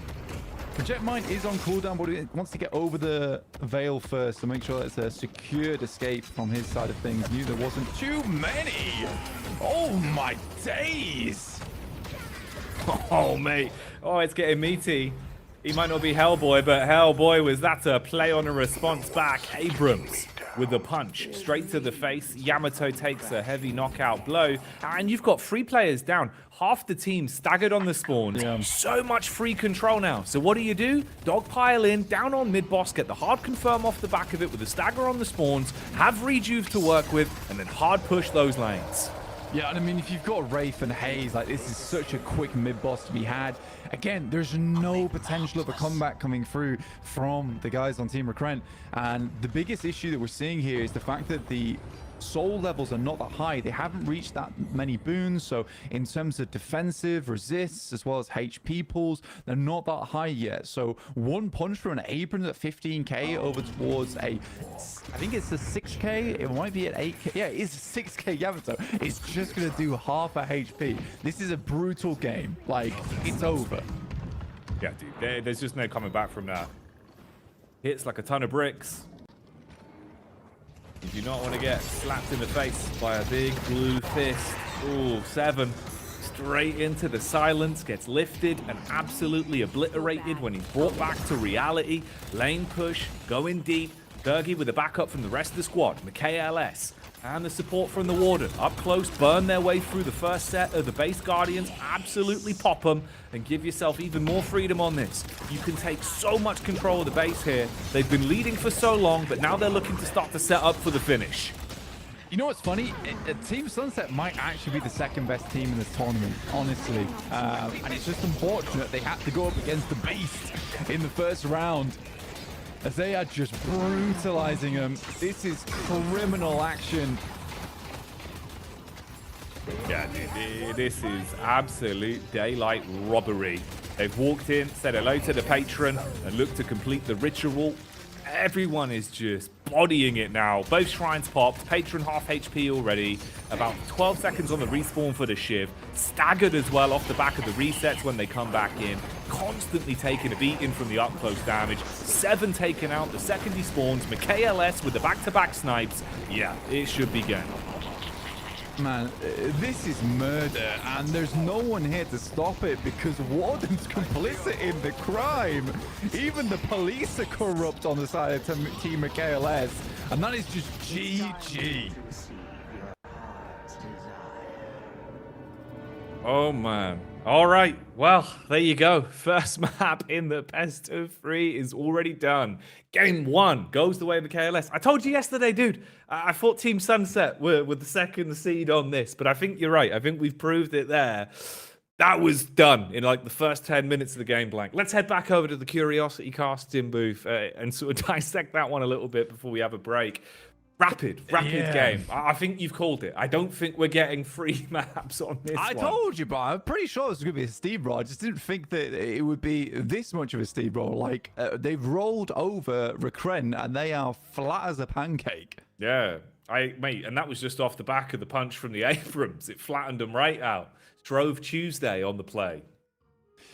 Bro, just get me some maple syrup, maybe some Nutella on the side. That'd be nice. I could probably enjoy this game a little bit more. But man, Team KLS showing themselves coming out of the gate as honestly such an incredible team. And it feels like yesterday only made them stronger. They were like, what can we improve on? What can we do better? We finally get to play against somewhat of a competent team, and they come out swinging with this incredible stuff. I am flabbergasted. So again, going to this next match, I'm curious about the vetoes, because if I am Team Recren, like I have a tough time ahead of me, because do I ban the Dynamo and the Mo and Krill, or do I try and go for the ban over towards the Mo and Krill as well as the Haze? Like those would be the 2 important ones. But even if that happens, I'm pretty sure that Team KLS has a pocket Dynamo, which they can pull out as well.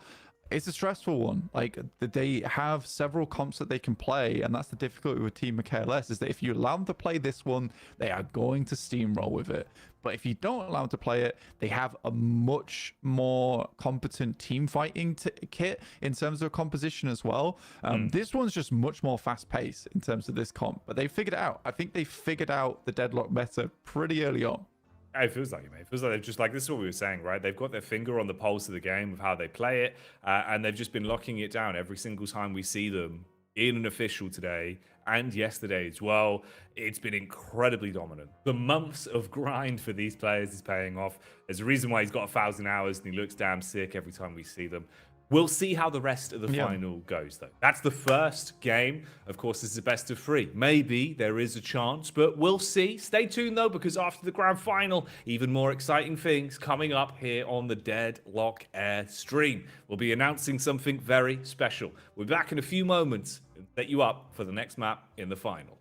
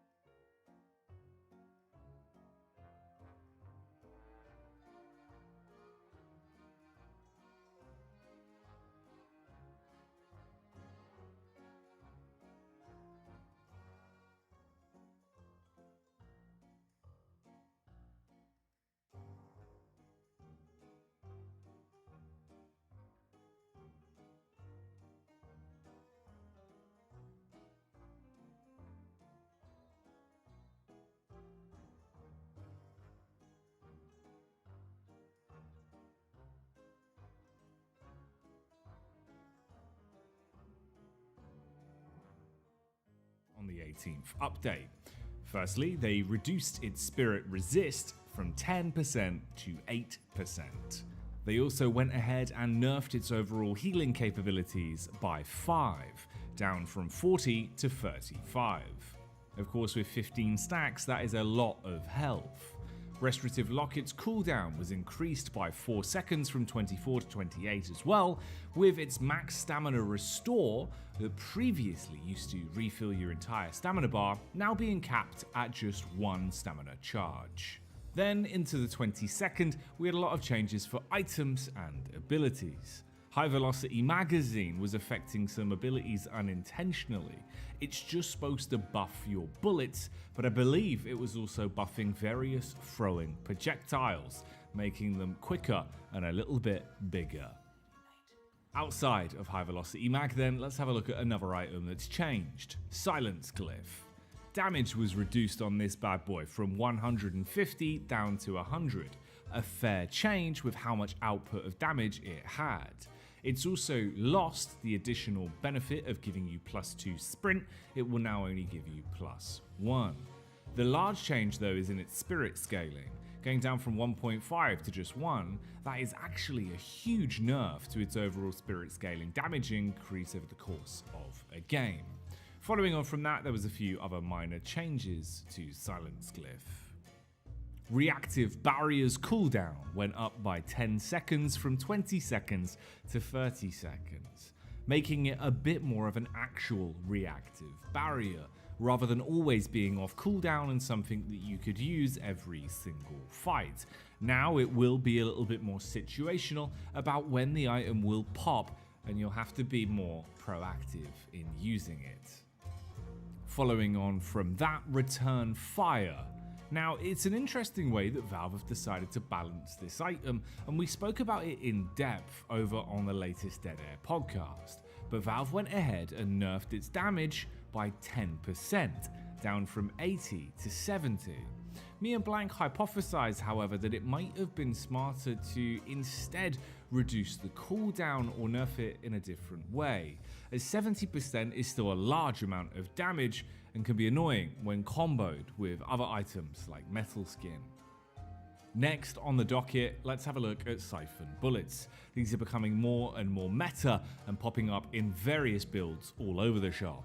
They were previously acting as spirit damage for procs, so that has been fixed in the update.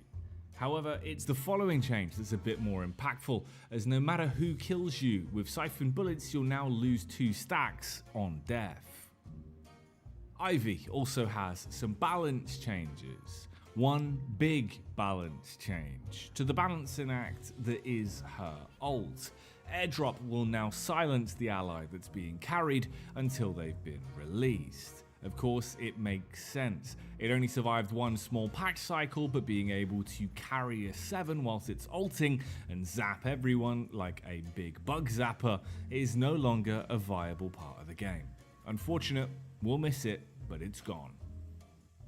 For Shiv, he's had some more changes to Bloodletting. Shiv and Ivy both get a lot of love, it seems, right now, with various tweaks to her new ultimate and Bloodletting's damage mitigation capabilities for Shiv, with damage deferred being reduced by 5% down from 40 to 35. An interesting one as well now, as shotgun heroes had a fix applied to them where previously they were applying build-up effects like toxic bullets instantly on ricocheted enemies. Meaning some smart fellow out there figured out that you could use characters that fire multiple projectiles at once to apply bleed or damage dealing effects off the back of using ricochet in synergy with it. An interesting bug that Valve have detected and now fixed, so you don't have to worry about it anymore. Lastly, Guardians are changed once again when it comes to parrying them. Of course, parrying Guardians has been tweaked a lot recently, but now, off the back of pulling off a successful parry, you can't chain stun them together, stopping a Guardian from actually fighting back. Instead, they'll quickly burst you with a laser. A better change. If you'd like a deep dive on all this and more though, and want to stay up to date with all the changes every time there's a Deadlock patch, then please like, subscribe, and listen to the Dead Air podcast. I've been your host, Jacky. I hope you've enjoyed this episode of Patch Notice, and get back out there. You're now listening to Deadlock News. Whoa, sorry guys, Ivy just airdropped me in. Welcome to Deadlock News. My name is Damp. Let's drop into the news. First things first, Deadheads, we now have a Reddit and a Discord. If you want both of those, they will be in the description below. 2 patches this week, 1 major patch. We've had a huge buff to movement in the game. Ropes, wall jumping, roofs, all kinds of changes now available. It seems like a lot of people are getting really excited about the future of Deadlock and its potential. There is one minor balance patch. You can find details to both of these in Jacky's patch notice. Now, for the Yoshi leaks of the week. Yoshi confirms that the individual hero MMR system doesn't really synergize with the game, but they are doing a full rewrite of the matchmaking system. Individual hero and MMR-based matchups should be more balanced in the future. He also leaked some lore. Ooh, lore. Yoshi lore.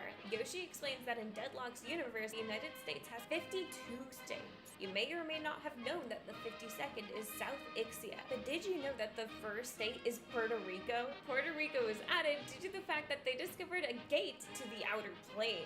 Meanwhile, South Ixia is also confirmed to be the place where Infernus's parents are from. Following on from that, Yoshi also told us that planes don't exist in Deadlock. Instead, people fly in airships powered by wind spirits. Isn't that cool? The streets are really filling out and starting to look like the concept art. Here are some of the new art assets that they added in the recent update up close and personal. Aren't these advertisements so cool? Player watch, player watch. The game's going huge. It's going off crazy. We're nearing over 150,000 players inside an invite-only game. That's 15% of Counter-Strike's player base. Wow. And if you've watched this far, make sure that you comment wow now. Wow. But that's all the news for this week. Make sure you like and subscribe if you found any of this interesting. And make sure that you join the Discord.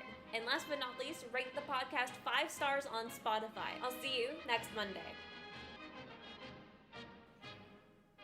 Welcome to Patch Notice. I'm your host, Jacky. Let's get into the update the Valve have dropped on us for the 15th of August. Firstly, they've added another new hero to the game. Introducing Shiv, the chin chopper himself.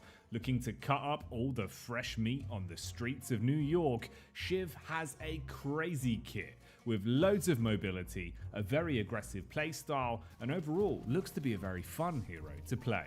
Up first, let's have a look at his one. Serrated Knives, a throwing knife that will deal damage and slow enemies, and will deal more damage based on the stacks of rage that you've got. If you're at full rage, it will actually ricochet and slow other enemies down whilst making them bleed.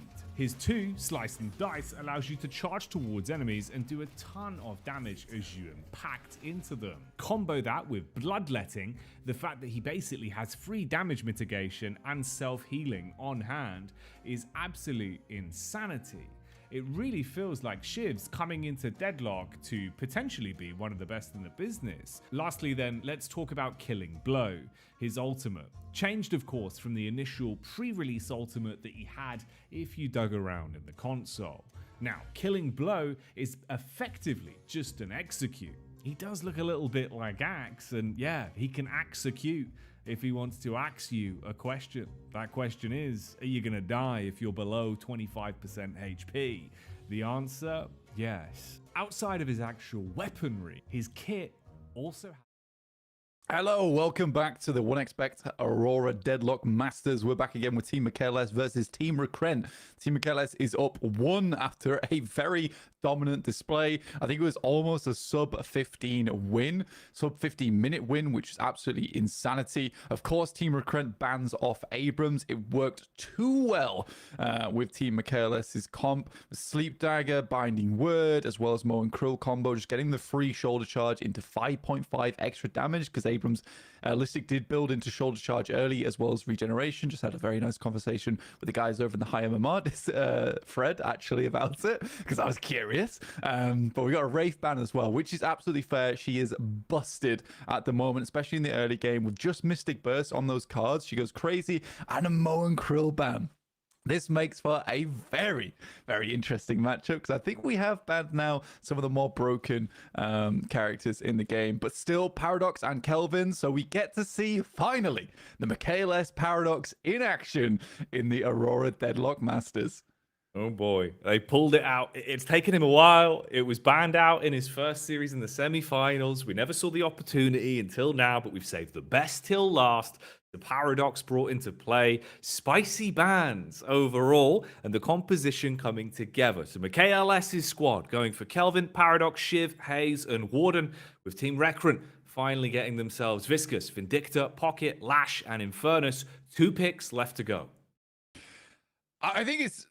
Honestly, this might be over in draft. I'm not even joking with you.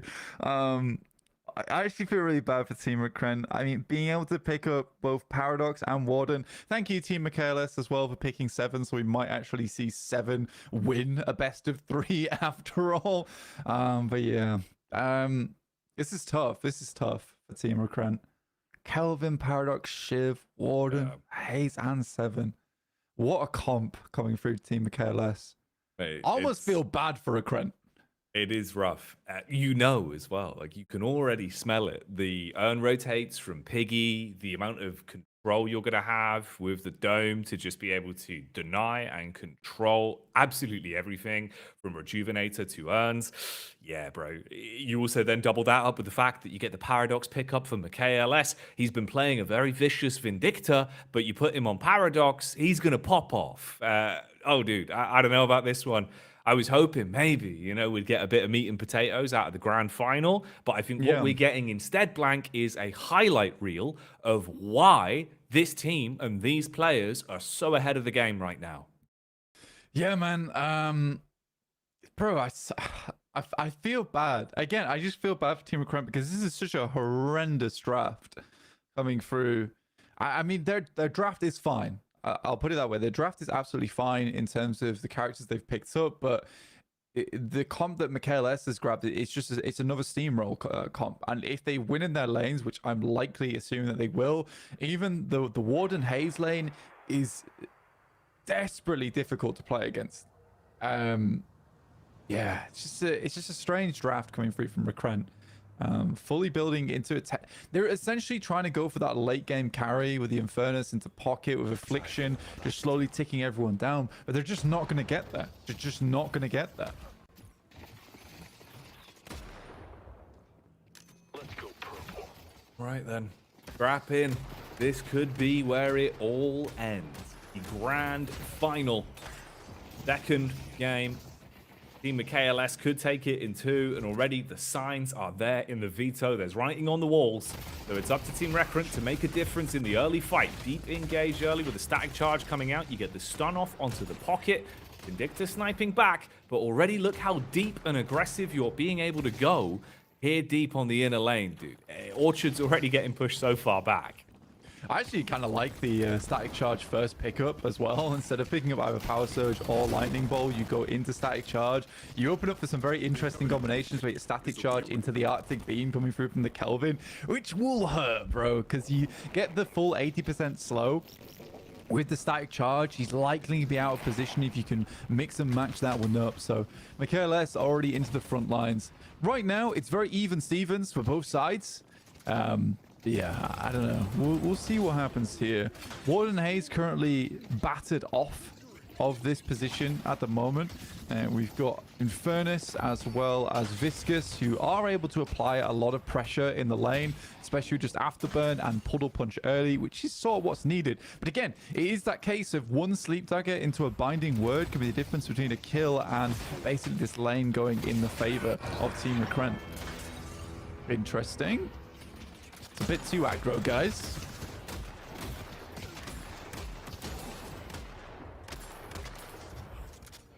Okay, here we go then. Already, little bit of aggression coming out, mate. 2 minutes in. Lane's being fought for. Slight lead, Team Recurrent. We're ahead by about 100 souls there. There's not really much to write home about. Lash getting the pressure put on. It's a good dodge at least to get further back. Trying to get the heal off. But the problem is, Shiv's ready with the blades. Hits you with the unexpected dagger. That's going to be him down and out. And a follow-up takedown onto the Yamato as well.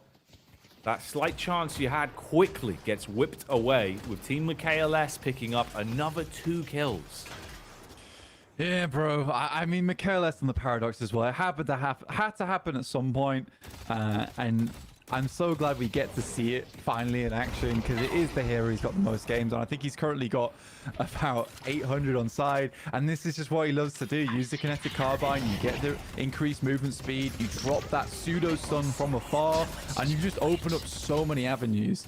PKMK though does find Zergy on the 7, and currently that lane is not going terribly well for both the Kelvin as well as Zergy.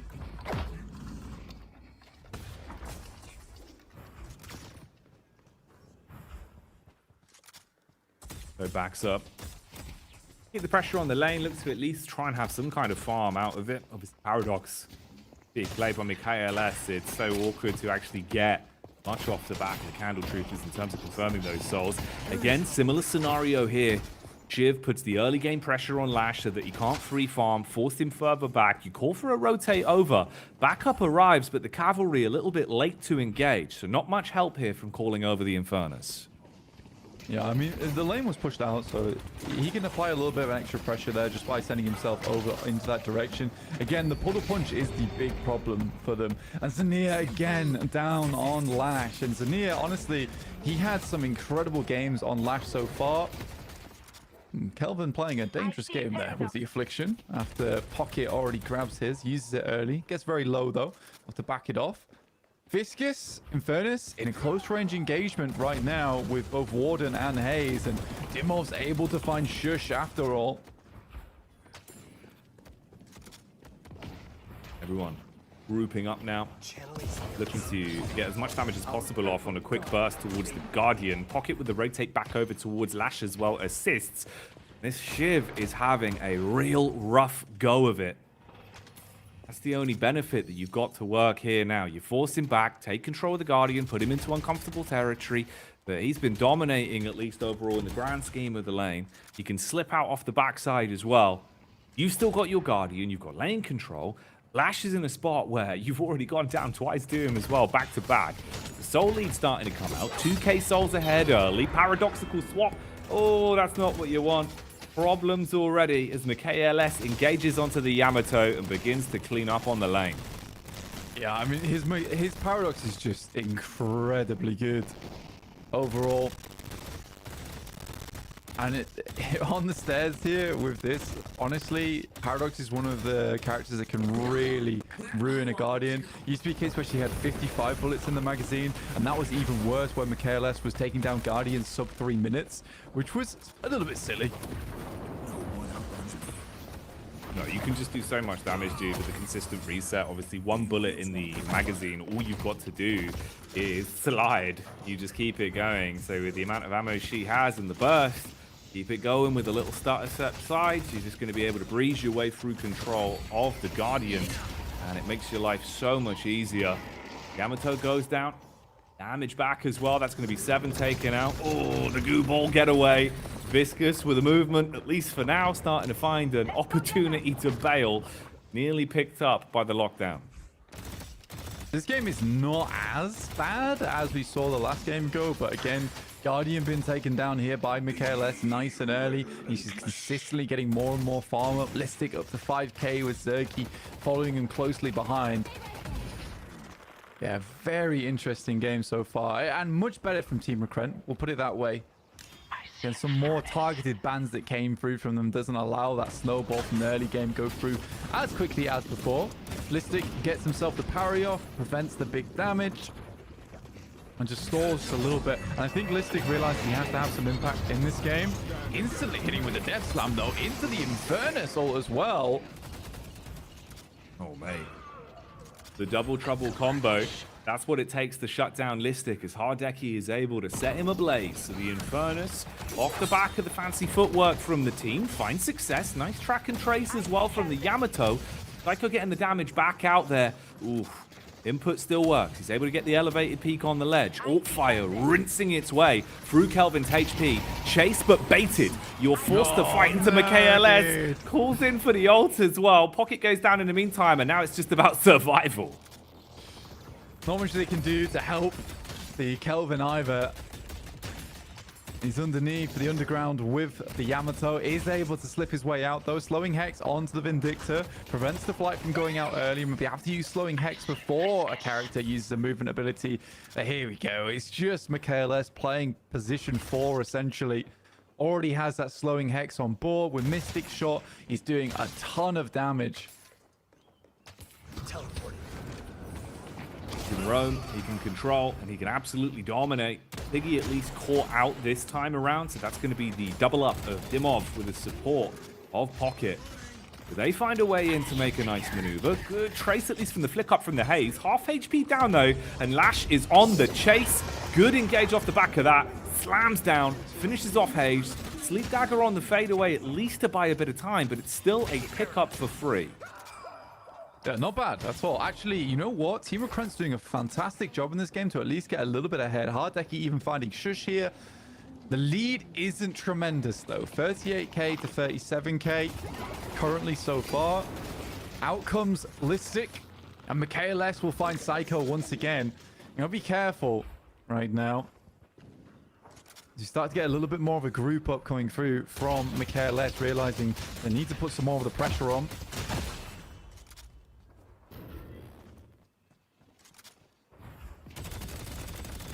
Another Guardian going to be claimed here. You're in a lane on Boulevard side, being pushed up deeper and deeper towards Sapphire's Walker. It's Harddecky that's waiting in lane to try and defend. He'll have to deal with the creep wave that's pushing up. Ooh, harass from the Lash again.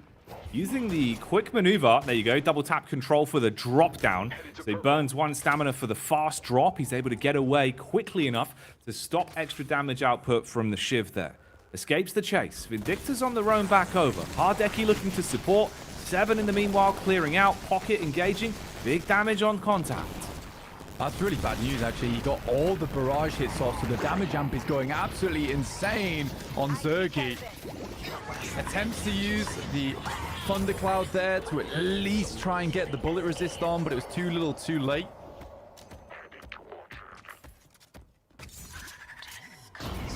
Hayes with a clean out. Oh my days. Oh, mate. You are not trapped in there with him. Oh, and that just gives Listic freedom to whip out the mop and bucket. And Shiv cleans house. Damn, only 2 players left playing. 10 seconds stagger on 4 respawns. Ah, it was going so well for Recrunt, but now you get hit with reality. I mean, honestly, playing in basement versus a Haze who's still up is kind of a mistake. It's the same thing. You wouldn't want to fight a Mo and Krill in the basement either with Scorn. Tough stuff. MKLS somehow still alive there, using Warpstones directly to tries to get the punch off. My God, MKLS is playing with some kind of fervor. Thanks for the pickup. This is utterly ridiculous. Oh, mate. 11 minutes into the game. 6k soul lead for Team MKLS. Sheer shenanigans being displayed. And a fast earn run being called in by the Viscous. Use that movement speed buff, make the maneuver, drop it over towards the altar, try and get yourself back in the game off the reset from the soul. Support's there from Pocket as well. They'll be able to help you out on this one. It's Yamato and Infernus that are potentially posturing to try and dive on it though. Harddecky, he's just waiting off on the wings. You got Lash on the push back up towards the inner lane as well. Urn's gonna go down. Damage out across. Ooh, you're so deep on this. Listic, he can have a field day. Lash hunts round the back. You're fighting towards the Walker. Lash with the engage, but he's losing a little bit of health. And it's a 1v2. You won't want to go too far on this. Yeah, they just kind of give up the end there as well. I mean, you did have at least Warden trying to hold it out with Binding Word, tried to steal away from the souls that went in there. But overall, I will even things up just a little bit. I think those Shiv is getting so far ahead that Listic might be able to start carrying pretty hard, specifically because of bloodletting as well. Does defer a lot of that damage, which means he can remain in the fight a lot longer. So Slice and Dice can start doing some crazy damage. He's pretty tanky as well. Extra regen, extra health, bullet shield, as well as spirit shield. This guy is unkillable. Oh, mate. It's absolutely ridiculous. You are being shanked by the Shiv, the chin chopper of the cursed apple. He's slicing him up to easily digestible bits. Soul lead starting to pull further ahead as well. About 8k to play with. Paradox coming in to put the punish on, and he's got a posse with him as well. Grouped up with Piggy on the Kelvin and some further support, you force Viscous out of lane and create, again, so much more space to keep pushing deep on this. Finally, there's going to be a Guardian going down in response as you do find the counter back. That's 2 Guardians taken out for the side of Rekran. Out goes KLS on the Paradox. More damage been sent through, but a lovely warp zone off to the side, but a crazy splatter that hits him on the backside, leaves him covered in goo and sent back to the lobby. Berserky, he has been on his farming arc, really, and now he's finally able to come in. The Kelvin Dome into the Hazel, trapped them, they're not going anywhere. They've got a basement on demand. Say goodbye to you, Walker. It's hard decking. We'll go aggro on that one, but the main play is you might be allowed to push out the lanes. We're going to be going for the pickup on the Rejuvenator. Ult is on cooldown for Kelvin, though. No dome, but you've got no one nearby to even attempt to contest, and it would not be worth it. So they pick that up. You get everyone with the Rejuvenator bar Warden, so 5 of those to play with and freedom to fight on the lanes now. This is where Team KLS are going to seize the initiative and push the advantage they've been building. Yeah, they can start to squeeze out a lot of advantage over towards these lanes, potentially push out some of these walkers with the Rejuvenator buff. They don't want to give over too many kills at this point in time, though, but the fact that they know they can just instantly start coming back from a fight, an early mid-boss like this is actually really important because the death times aren't that long. So you're talking about an 8-second respawn on some of these fights for some of these players, whereas in case you can actually get back to the team fight fairly quickly. Get yourself back in lane and keep the damage going. You can see the pathing here as well for the 7, just how quick you want to get your way through those jungle camps. You get the instant ball down, electricity will do most of the work for you, break the boxes in the area, and then get straight back into the fight to assist. Lash, meanwhile, though, he's got the brass knuckles on, and he's looking to brawl deep on the lane, into the Death Slam, grab him, tag him, throw him back, pays with a maneuver, tries to stay alive, but you're going to go down heavy. At least there's a double up on the response with the Warden being able to turn the tides. Team KLS looking to make the most from this fight. Sort of a crazy. I think that's an ethereal shift. It's the only thing I think that the Haze had on board there to keep her alive on that one. That was sort of insane. But in comes the 7. He's got to the point where he's strong enough that he can just drop the Thundercloud there, and it's almost a full team wipe. The Vindicta getting away on life support, and a free earn as well, Jacky. And away we go. Everything you could have wanted from it. Kelvin, as much as he can be supportive with the ice path, he can do it himself. Spreads the urn on his back, runs over the ice, and looks to get some extra souls to even further push the lead that they are building. 93k to 87k being the head-to-head right now. You're even 5 ability points ahead as well on the AP count, so it's going well for Team KLS. Respawns back in. All 6 alive, though, for Team Rekran. You've got to clear the lanes that have been pushed up. Yamato looking to regain control of Boulevard. By the way, we just saw a magic carpet pickup from Zergy on the 7. So we might see some magic carpet shenanigans with the ultimate as well. Plus 10% ability duration actually is kind of helpful for ultimate too. Use that money. You know, we would, talking about it, wondering if we would see the return of the magic carpet.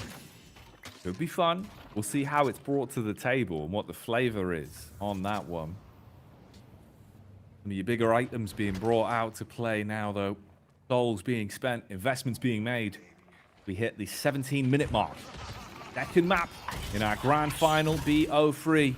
The lion's share of 10,000 US dollars on the line, and it's 7 on the magic carpet. The old school play, no majestic leap required. He'll go down on the carpet instead. Gets off the static charge, looking to engage with the support of the team round the back line. He's going to throw out the ball. You got the adjustment from pocket, but the dome is down at just the right time. Wow, it's such a nice dome as well because there's a full commit there going through from Team Recruit, and that dome shuts down a lot of the pressure on top of it.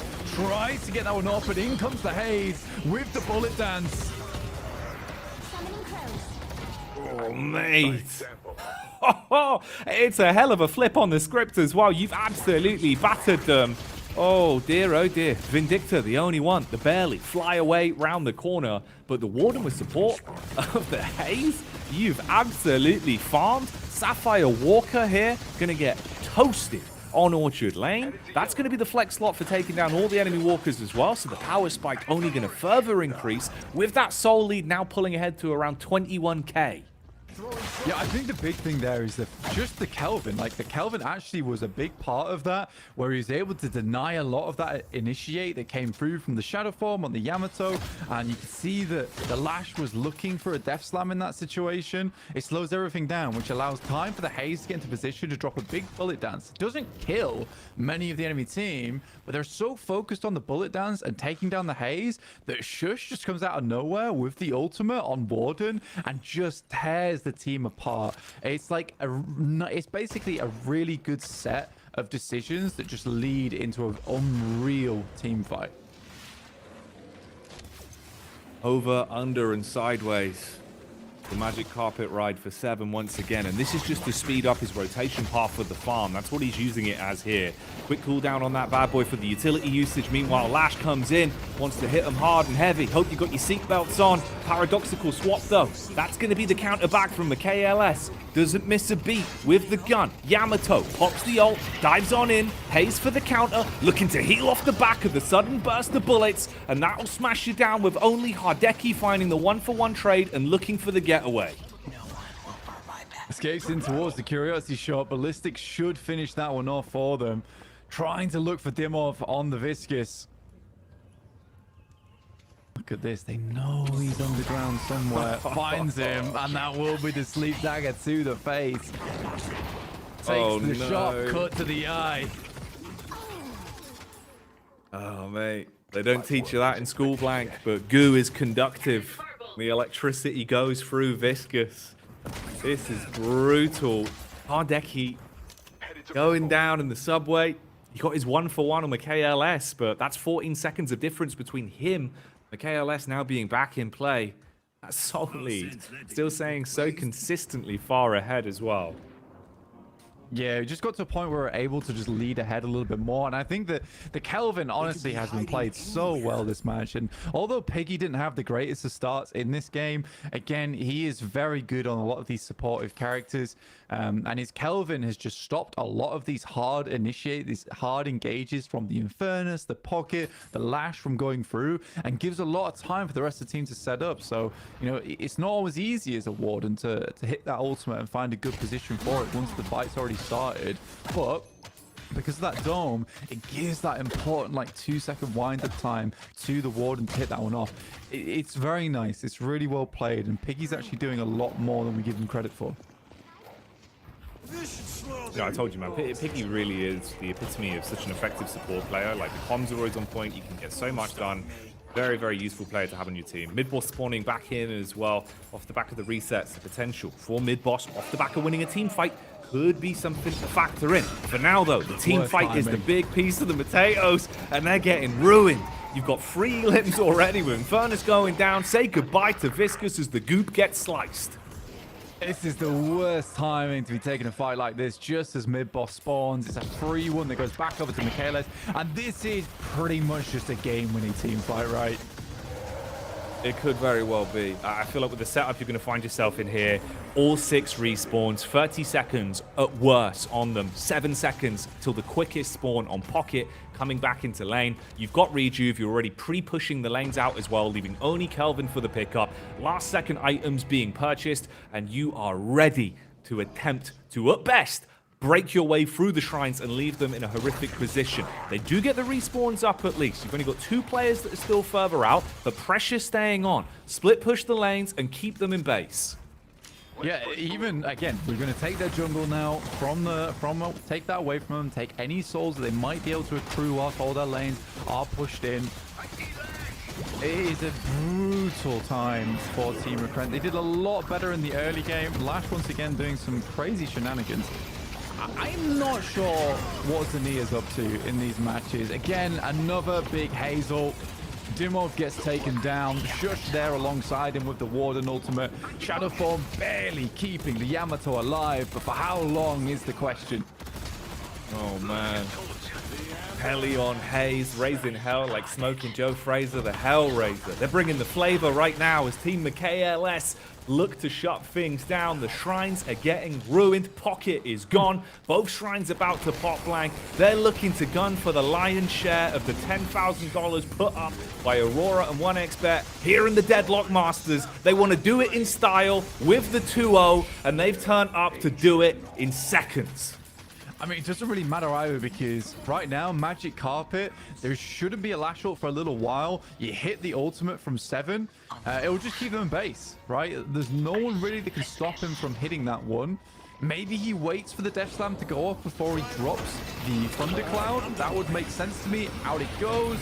He is paradoxical swapped. He isn't able to drop him into the base because of it. And now the Thunderstorm should be dropped on top of him.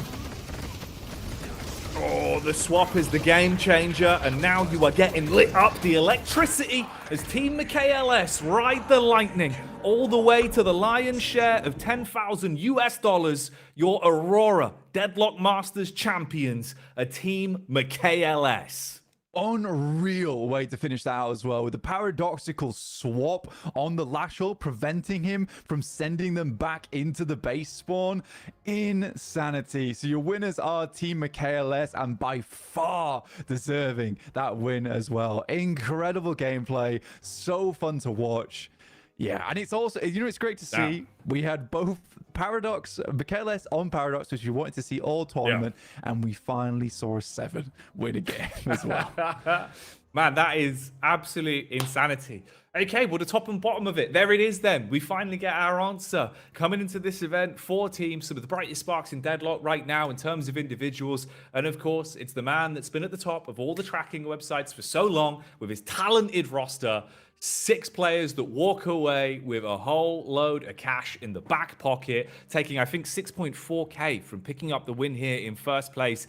Team MKLS, they've come in, they've cleaned house blank and done it in 2 maps in the BO3, sub 20-minute games throughout the bracket. They don't concede a single matchup. Hell, they didn't concede a single lane blank, and they've locked it down. Yeah, it's unbelievably so. Classic Listic coming through as well with some incredible plays on that Shiv when he was given the chance to play it. This is a team that might go far, Jacky. This is a team that might just go very, very far. I think so. I think so. I think what we've seen here today is the start of so much talent. It's a budding scene, right? You know, Deadlock only publicly announced about 2 weeks ago now. You've had players that have been grinding for months. We've been sat there looking over the books, playing in secret for so damn long. Really cool to put our voices behind it. You know, it was dead air with Damp the host, me and you casting and just getting involved with it. But that was crazy. A hell of a pickup. Shout out to Team MKLS. They've absolutely smashed it in terms of pulling up and dominating in the grand final. Let's get back to the analyst desk then and talk this over, Blank. We'll leave the curiosity shop for the final time today and head back over to the Oracle booth. Hello, Damp. What a tournament. I can't believe it, but congratulations. I was going to say, yeah. Congratulations to Team MKLS for winning the Aurora Deadlock Masters, brought to you by 1xBet. That was a tournament and a half. I'm so glad that I got to share this journey with you guys and finally get into the Deadlock esports scene. I know it's still an early game, but it was really cool to even just dip your toes in it. As esports talent ourselves, it's really cool to just be able to be a part of it. And I'm excited. Yeah, no, it's sick, right? Like, obviously, we fell in love with the game so many months ago now. And we've kind of just been doing hidden little things. And I still Yeah. remember that one day we were recording the podcast and we go, they've announced it. It's live. Like, we can talk about the game. And then, of course, shout out to Aurora, like you said, and One Expect for allowing us to do the English side of this broadcast and cover the games. Just sort of a piggyback stream. But it's been so cool to enjoy it and be a part of it, right? Yeah, absolutely, dude. I mean, it has been so fun. I think when we first picked up this game, I enjoyed it, and I enjoyed it for a week, and then a second week, and then a month, and then a second month. And I just can't wait to do more stuff within the Deadlock scene, honestly. And thank you all to everyone who actually watched the tournament take place, and thank you in particular to everyone on that very first day where we know we had some difficulties, some troubles, but I'm glad you made it to the end with us here to the grand finals. Now, this isn't the end of our stream, though. We will have some exciting news in just a second after we close out the show. So don't go anywhere. Make sure you follow us on socials. If you do have to go, unfortunately, you will miss the big news.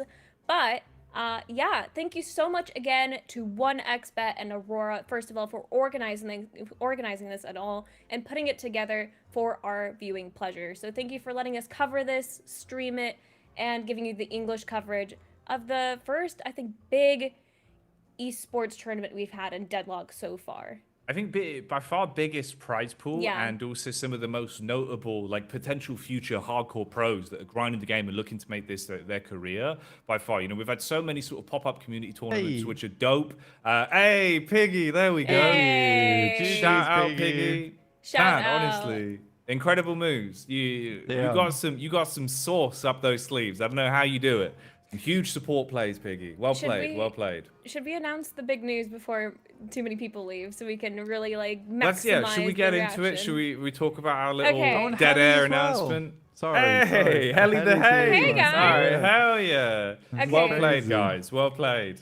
First of all, well played, gamers. Secondly, we at Deadlock Air have a huge announcement. We have been working on a project for a very long time, and we are finally proud to announce that Deadlock Air is running its first ever tournament.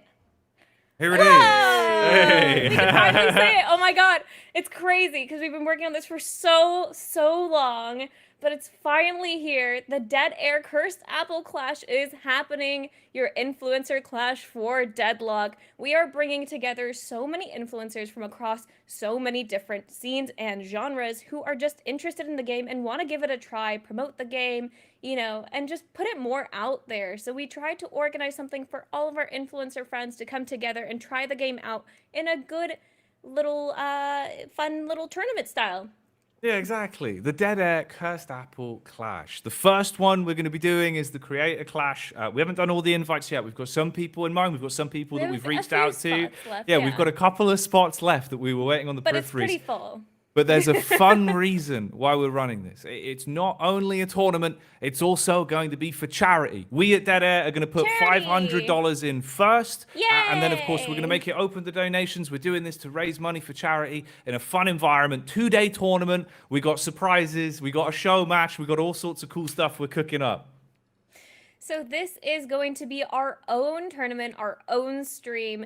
And we are going to be in charge of the quality, so there won't be any bitrate issues, no sound issues. It'll all be as high production as we can make it, but we will be making it for charity.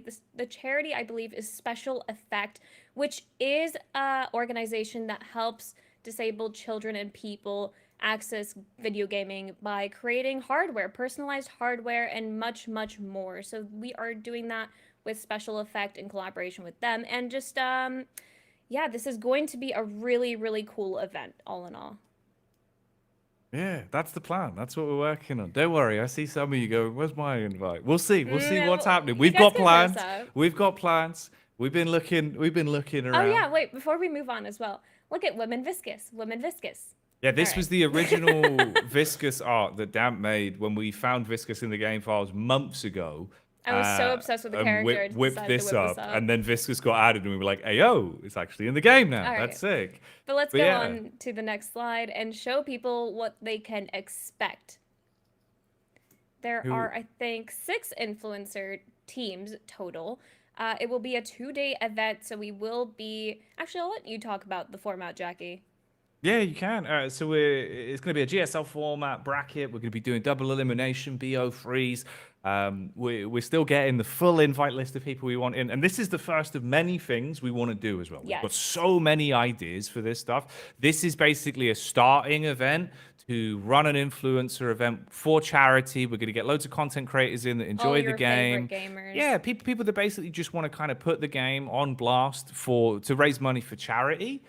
Then we've got some other ideas in the works later on that we'll be announcing for everyone as well. So don't worry. If you want more Dead Air, you want more potential Deadlock competition, there's a lot of stuff we're doing. We've got our fingers in all the pies right now. We're super busy with stuff.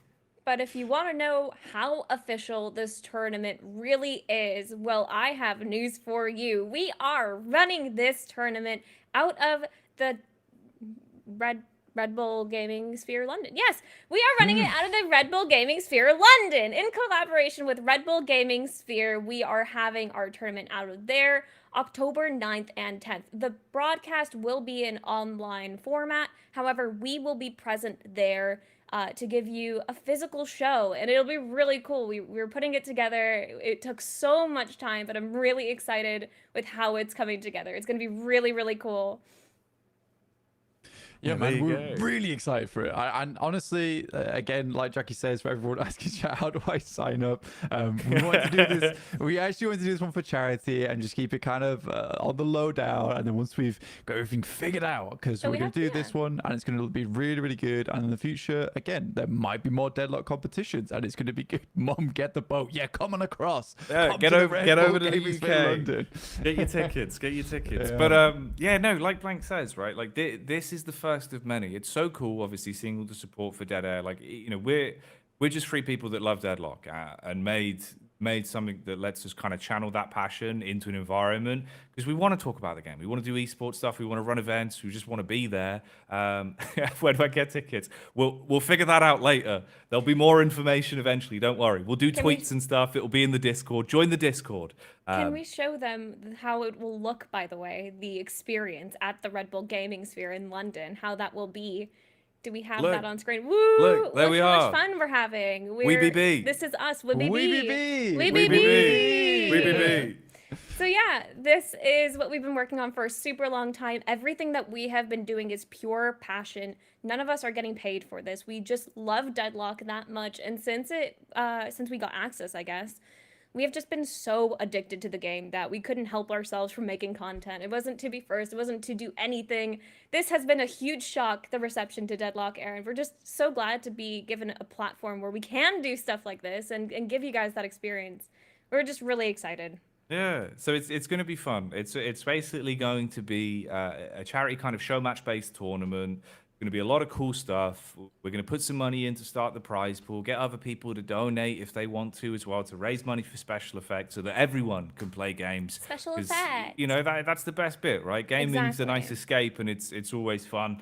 So that's what we're working on. That's the first, and I'll say it like this so you don't get the wrong idea. That's the first of many Dead Air things we'll be announcing. So don't worry, there'll be more stuff. We'll hit you up, Piggy. We'll give you the invite for the Exactly. for the big things that come later. This is just a little bit of fun and a nice little tester, right? This is going to be cool. Exactly. But if we come back to the desk, we can have us all here, close the show out. And I'm just so happy to have done this event with you guys. Like, I don't know, it's just so cool seeing the scene grow slowly, and Yeah. I'm so happy to be a part of it with you. Yeah, it's been incredible, honestly, so far. Just in terms of the reception that we've had as well. Again, a really big thank you to everyone who's watching, because you guys, you know who you are. You know who you are. And thank you for sticking around. This next tournament's going to be online, Yes. but we will be there in person. We will be We'll there. have full production. It'll be very cool, very Yeah. fun. And again, just a tester. We'll see how things go, and then once we've got it all locked down, which I'm sure it will be, then we'll start branching out into other things. And yeah, like we said, Piggy, Helly, maybe Hit us we'll up. see you there. Maybe Slide we'll in see the you there. DMs. Slide in the Slide in the DMs. DMs. But yeah, thank you Yeah. so much again, everyone. Yeah, definitely. I don't know what to say now. I feel like we've done the big announcement. It's just been building for months. This moment. We've said the thing. It's just we have a lot more stuff in the works, but this is the first big thing we're actually able to announce now and talk about. And we'll be announcing who the influencers that we've invited are over the course of the month into October. So keep your eyes out to see who will be involved. And again, we do have just a few more slots. So if you do really want to get involved, feel free to reach out to us on Twitter. Yeah, we'd love to. We've got plans for it as well. We want to try and do some show matches around the tournament that kind of is a show match in itself as well. We've got a lot of people from the community we want to get involved. The modding side, some of the OGs, all kinds of different folk that like the game or just want to play some Deadlock and raise some money and, you know, support It's a all cool for charity. That's the idea. But yeah, there you go. That was fun. We did our Cool. first Deadlock event. It was Oh dead my air. gosh. Isn't Pat on that the back, fun? everyone. Well done to the people watching. Well done to us. And I'm just happy that this was such a cool experience, and I got to share it with you guys. Blank, what do you think about all this? I've given me thoughts. My thoughts are out there. Fair enough. All right, I guess I'll start closing the show out if that's cool with you guys. Yeah. Let's wrap it up. Let's put a Lovely. bow on it. Okay, everyone. Well, that was the Aurora Deadlock Masters brought to you by 1xBet. Again, thank you so much to Aurora for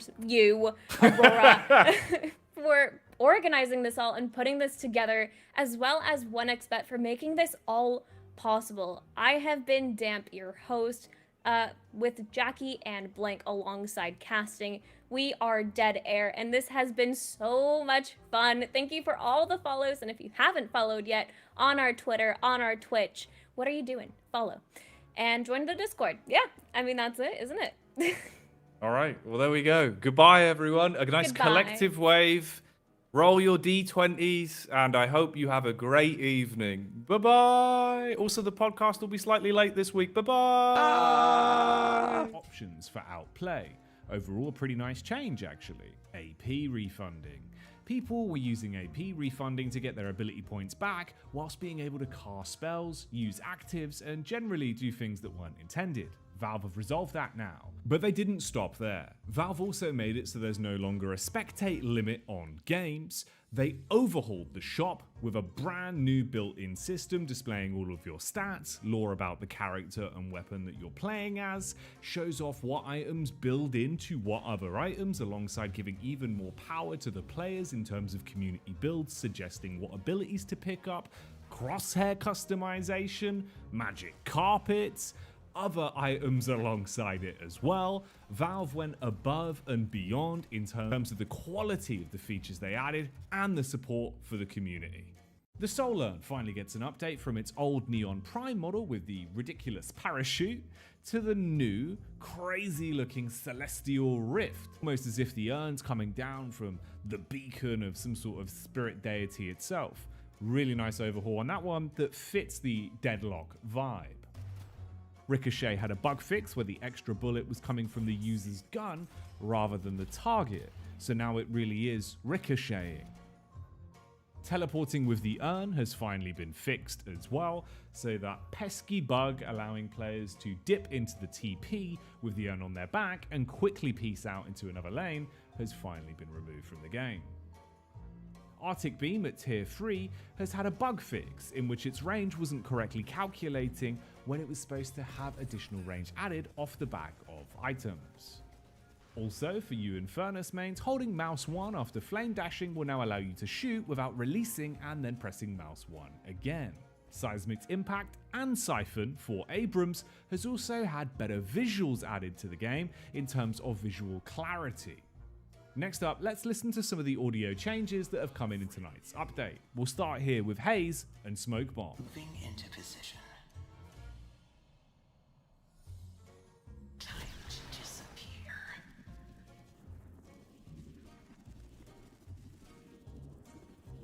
Gun sounds have also changed in tonight's update, so have a listen.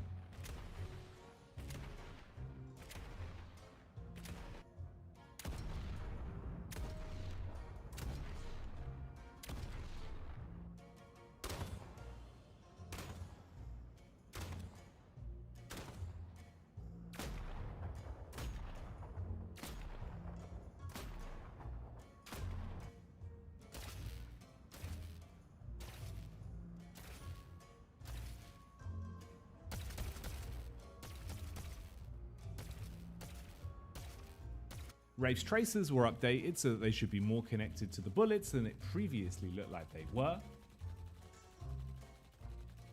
Lady Geist has also had new improved visual effects added for her ultimate. Infernus has better performance off the back of some tweaks being made to his gun. Sleep Dagger for Haze was also tweaked with a different model and a new sound. Sweet dreams. Bedtime for you.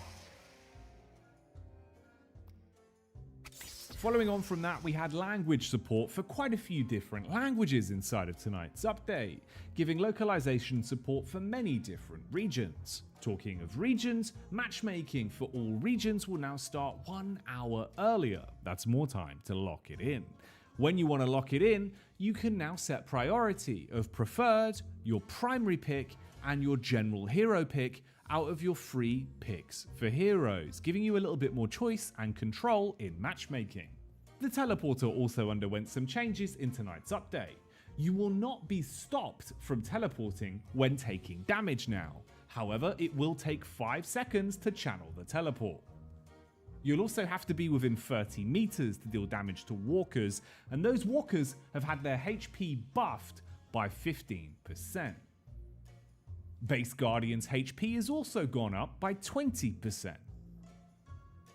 And the Patron has a 30% damage buff when vulnerable, alongside a new multi-target attack similar to Torment Pulse. That is cool. And lastly, the Curiosity Shop has been given an alternative theme. Have a listen to it here.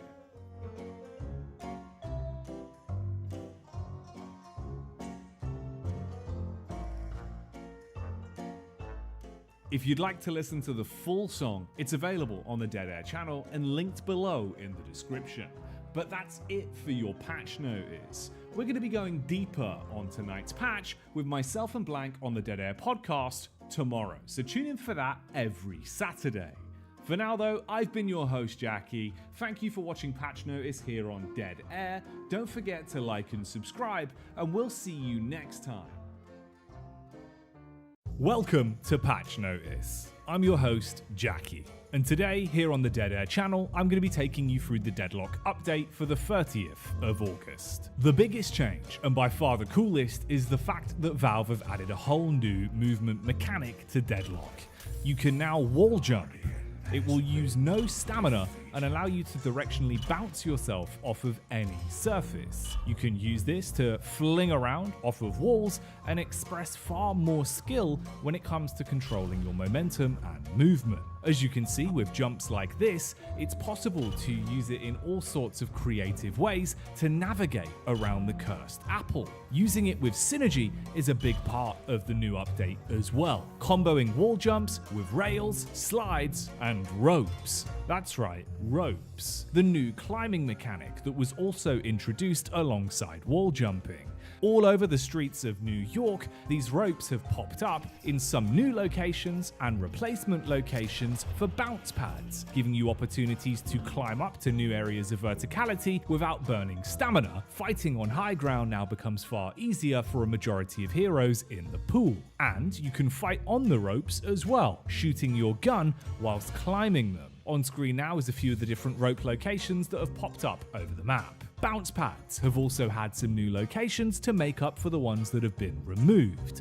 Rather than you going up in a straight line, those will now be ropes, whereas bounce pads are used for traversing far gaps and distances. Talking of traversing far gaps and distances, teleporters have had a huge overhaul. Not only have they received a new model that seems to be based on the police core box from England back in the early 60s, and of course the classic TARDIS from Doctor Who, it even includes an Easter egg alluding to Portal 2's logo.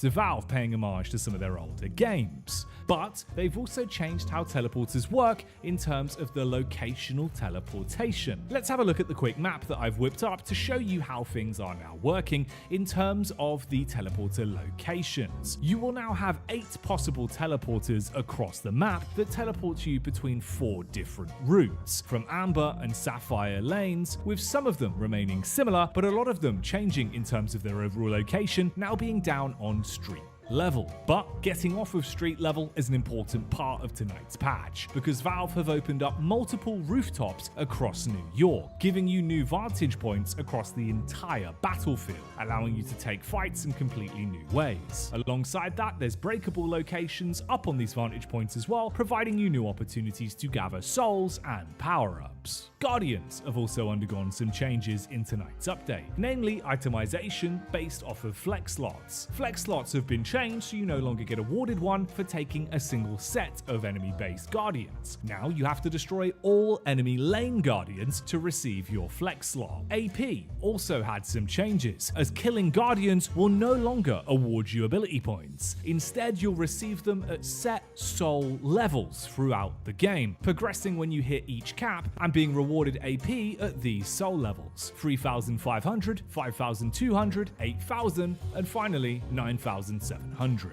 A big issue currently in the scene is that people were abusing pausing after the game went public. Valve have fixed that by making it so you individually can only use the pause once per game and at most 3 times per team. So now you know, stop abusing it. Meanwhile, in the sandbox, Valve have added a gym, so you can prove that you're the king of fighters and train your parrying with a bot that will automatically attempt to heavy punch you as soon as you step inside of the dojo. A cool way to train your timing on parrying without having friends connecting to a local listen server. They also went ahead and added a brand new tier 3 weapon item called Headhunter. Landing headshots will deal bonus damage and it will heal you for the damage dealt. One for you Lady Geist mains out there, or potentially Vindictors if you want to be hitting those big taps. Viscus also received a gun rework. He's now joining some of the other heroes along the lines of Shiv and Yamato that have alternate fires on their weapon. With your right click, you'll now spend more ammunition to fire out an AoE based shot that will explode goo everywhere and deal damage in the surrounding area. You cannot headshot with it, but overall it's pretty powerful and feels like it's given a little bit more flavor to Viscus as an individual hero, rather than just having a similar gun to Kelvin. They've also brought his reload time more in line with other heroes and tweaked the weapon itself. Something that needed tweaking though, by community demand, was Ivy's new ultimate airdrop being able to pick up 7 and bring him as a bug zapper that would zap everyone. Valve wanted to leave it in, as it is a cool way to play the game, so they've tweaked it in this manner, making it so allies deal 50% less damage when they're being carried in airdrop. Silence no more, however, as the silence that was brought in the previous patch that meant you couldn't cast in air has been removed, allowing you to once again cast freely when being carried. But they have nerfed it, making it longer to cast and slower in terms of its maximum move speed when you're in air as Ivy's airdrop.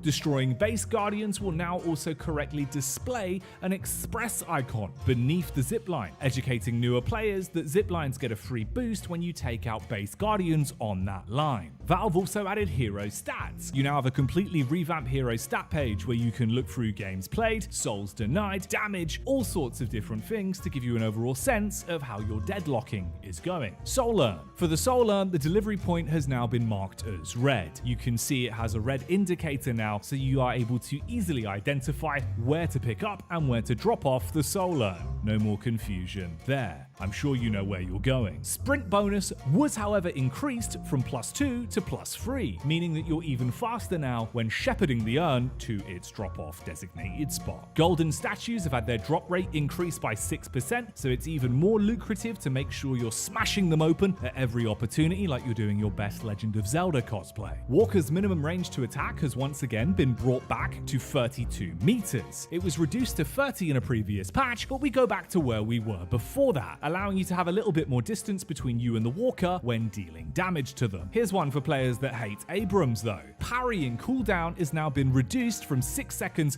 to 5 seconds, making it easier to get those quick stuns off and chain them together. So remember, 1 second of difference could save your life on a parry. More language support has been added to Deadlock, with German, Polish and Korean now being supported with the game. Matchmaking times are now opening 1 hour earlier for all regions on weekdays and weekends. Stability performance for the client and server has also apparently been improved across the board. This is fantastic news and always a welcome addition to the game. Great to see Valve are improving Deadlock in all facets, every update. Streamer mode has been added now the game is allowed to be discussed publicly and finally streamed. This will hide player nameplates in-game, making it so it's harder to know where your streamers are and track them down to troll them. Visuals and audio. Let's step into this segment where I'll be letting you listen and see the changes that have come in to various effects.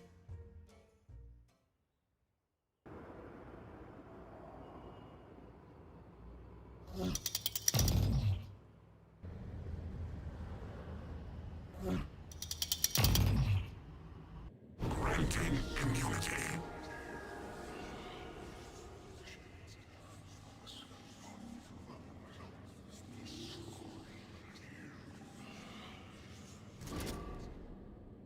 You want to mess with me? Ground pound!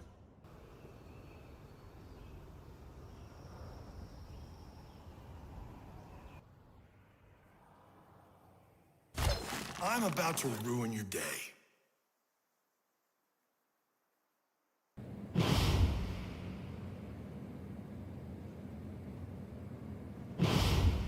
Now's our chance!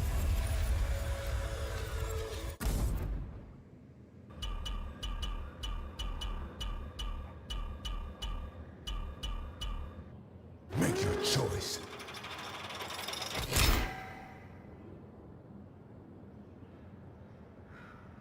Throwing flask. Alchemical flask. Strike them down.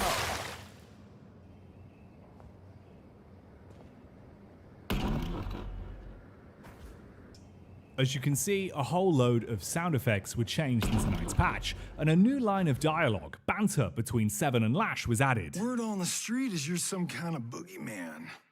I'm not interested in chit-chat. That's fine. The Lash knows how to carry a conversation. There is no conversation. The Lash does it again. They say you have quite the ego. Mediocre people say lots of unintelligent things. On this, we can agree. You're the pit fighter, yes? You mispronounced champion. How silly of me. Mistakes happen, Glowstick. What did you call me? Glowstick. It's your new nickname. Call me that again, and I will pop your eyes like grapes. 7 it is. Really cool to see the characters interacting. What else is cool is Valve added another Curiosity Shop variant.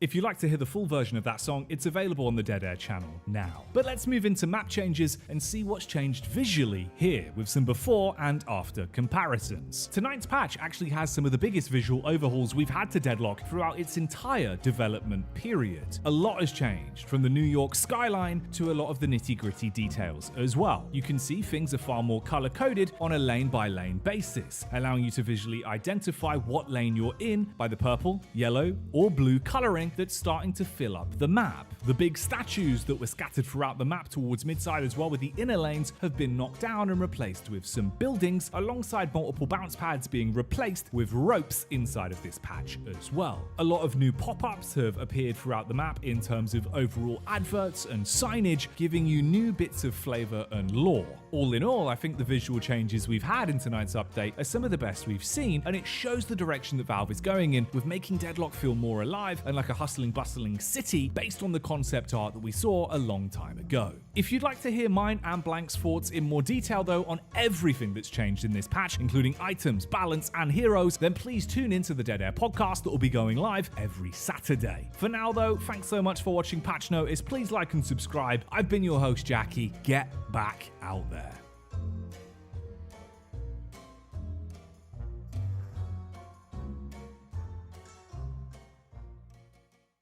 Welcome to Patch Notice. I'm your host, Jacky, and you're watching Patch Notice on Dead Air. Today, we're going to be going over the 1st of September minor update for Deadlock.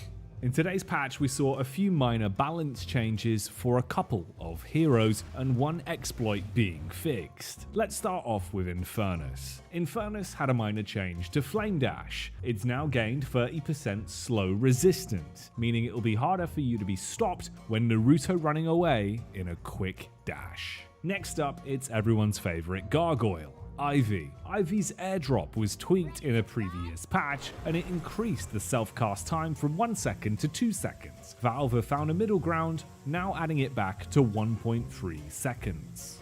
Seven has also undergone a minor balance change. This one is going to be focusing on his Stormcloud ultimate and the way it scales with Spirit.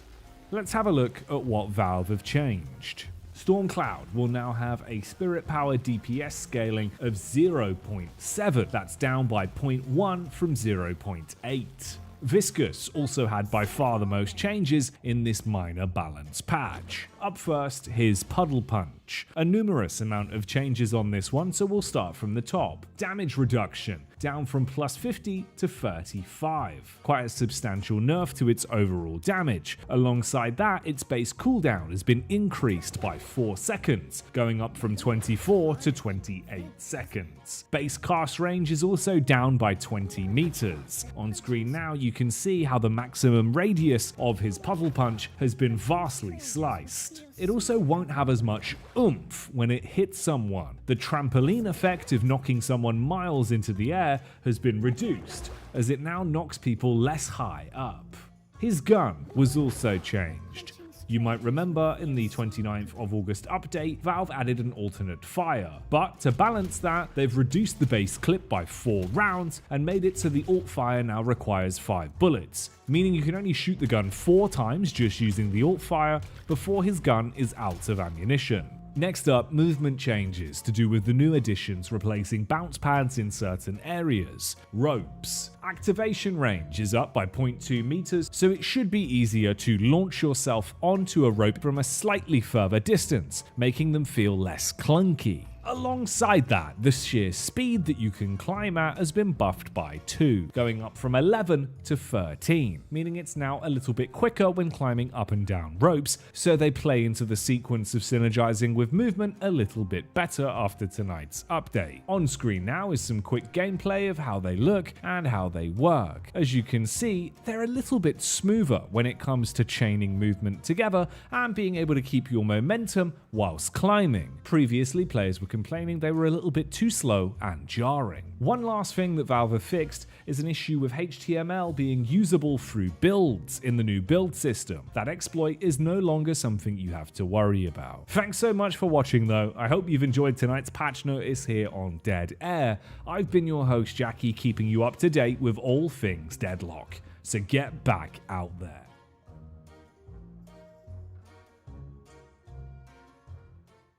Welcome back to Patch Notice. I'm your host, Jacky, and I'll be guiding you through all of the changes that were brought in by Valve on the August 17th patch for Deadlock. More of a mini hotfix, resulting in a lot of balance changes for both Shiv and Ivy. On release, it's fair enough that Shiv did require a few balance changes as he was incredibly strong. So strong, in fact, he was crashing some servers. Let's have a look at what they've done to his base gun damage. They've gone ahead and reduced it from 6.3 to 5.7, bringing it in line with some of the other weapons in the game.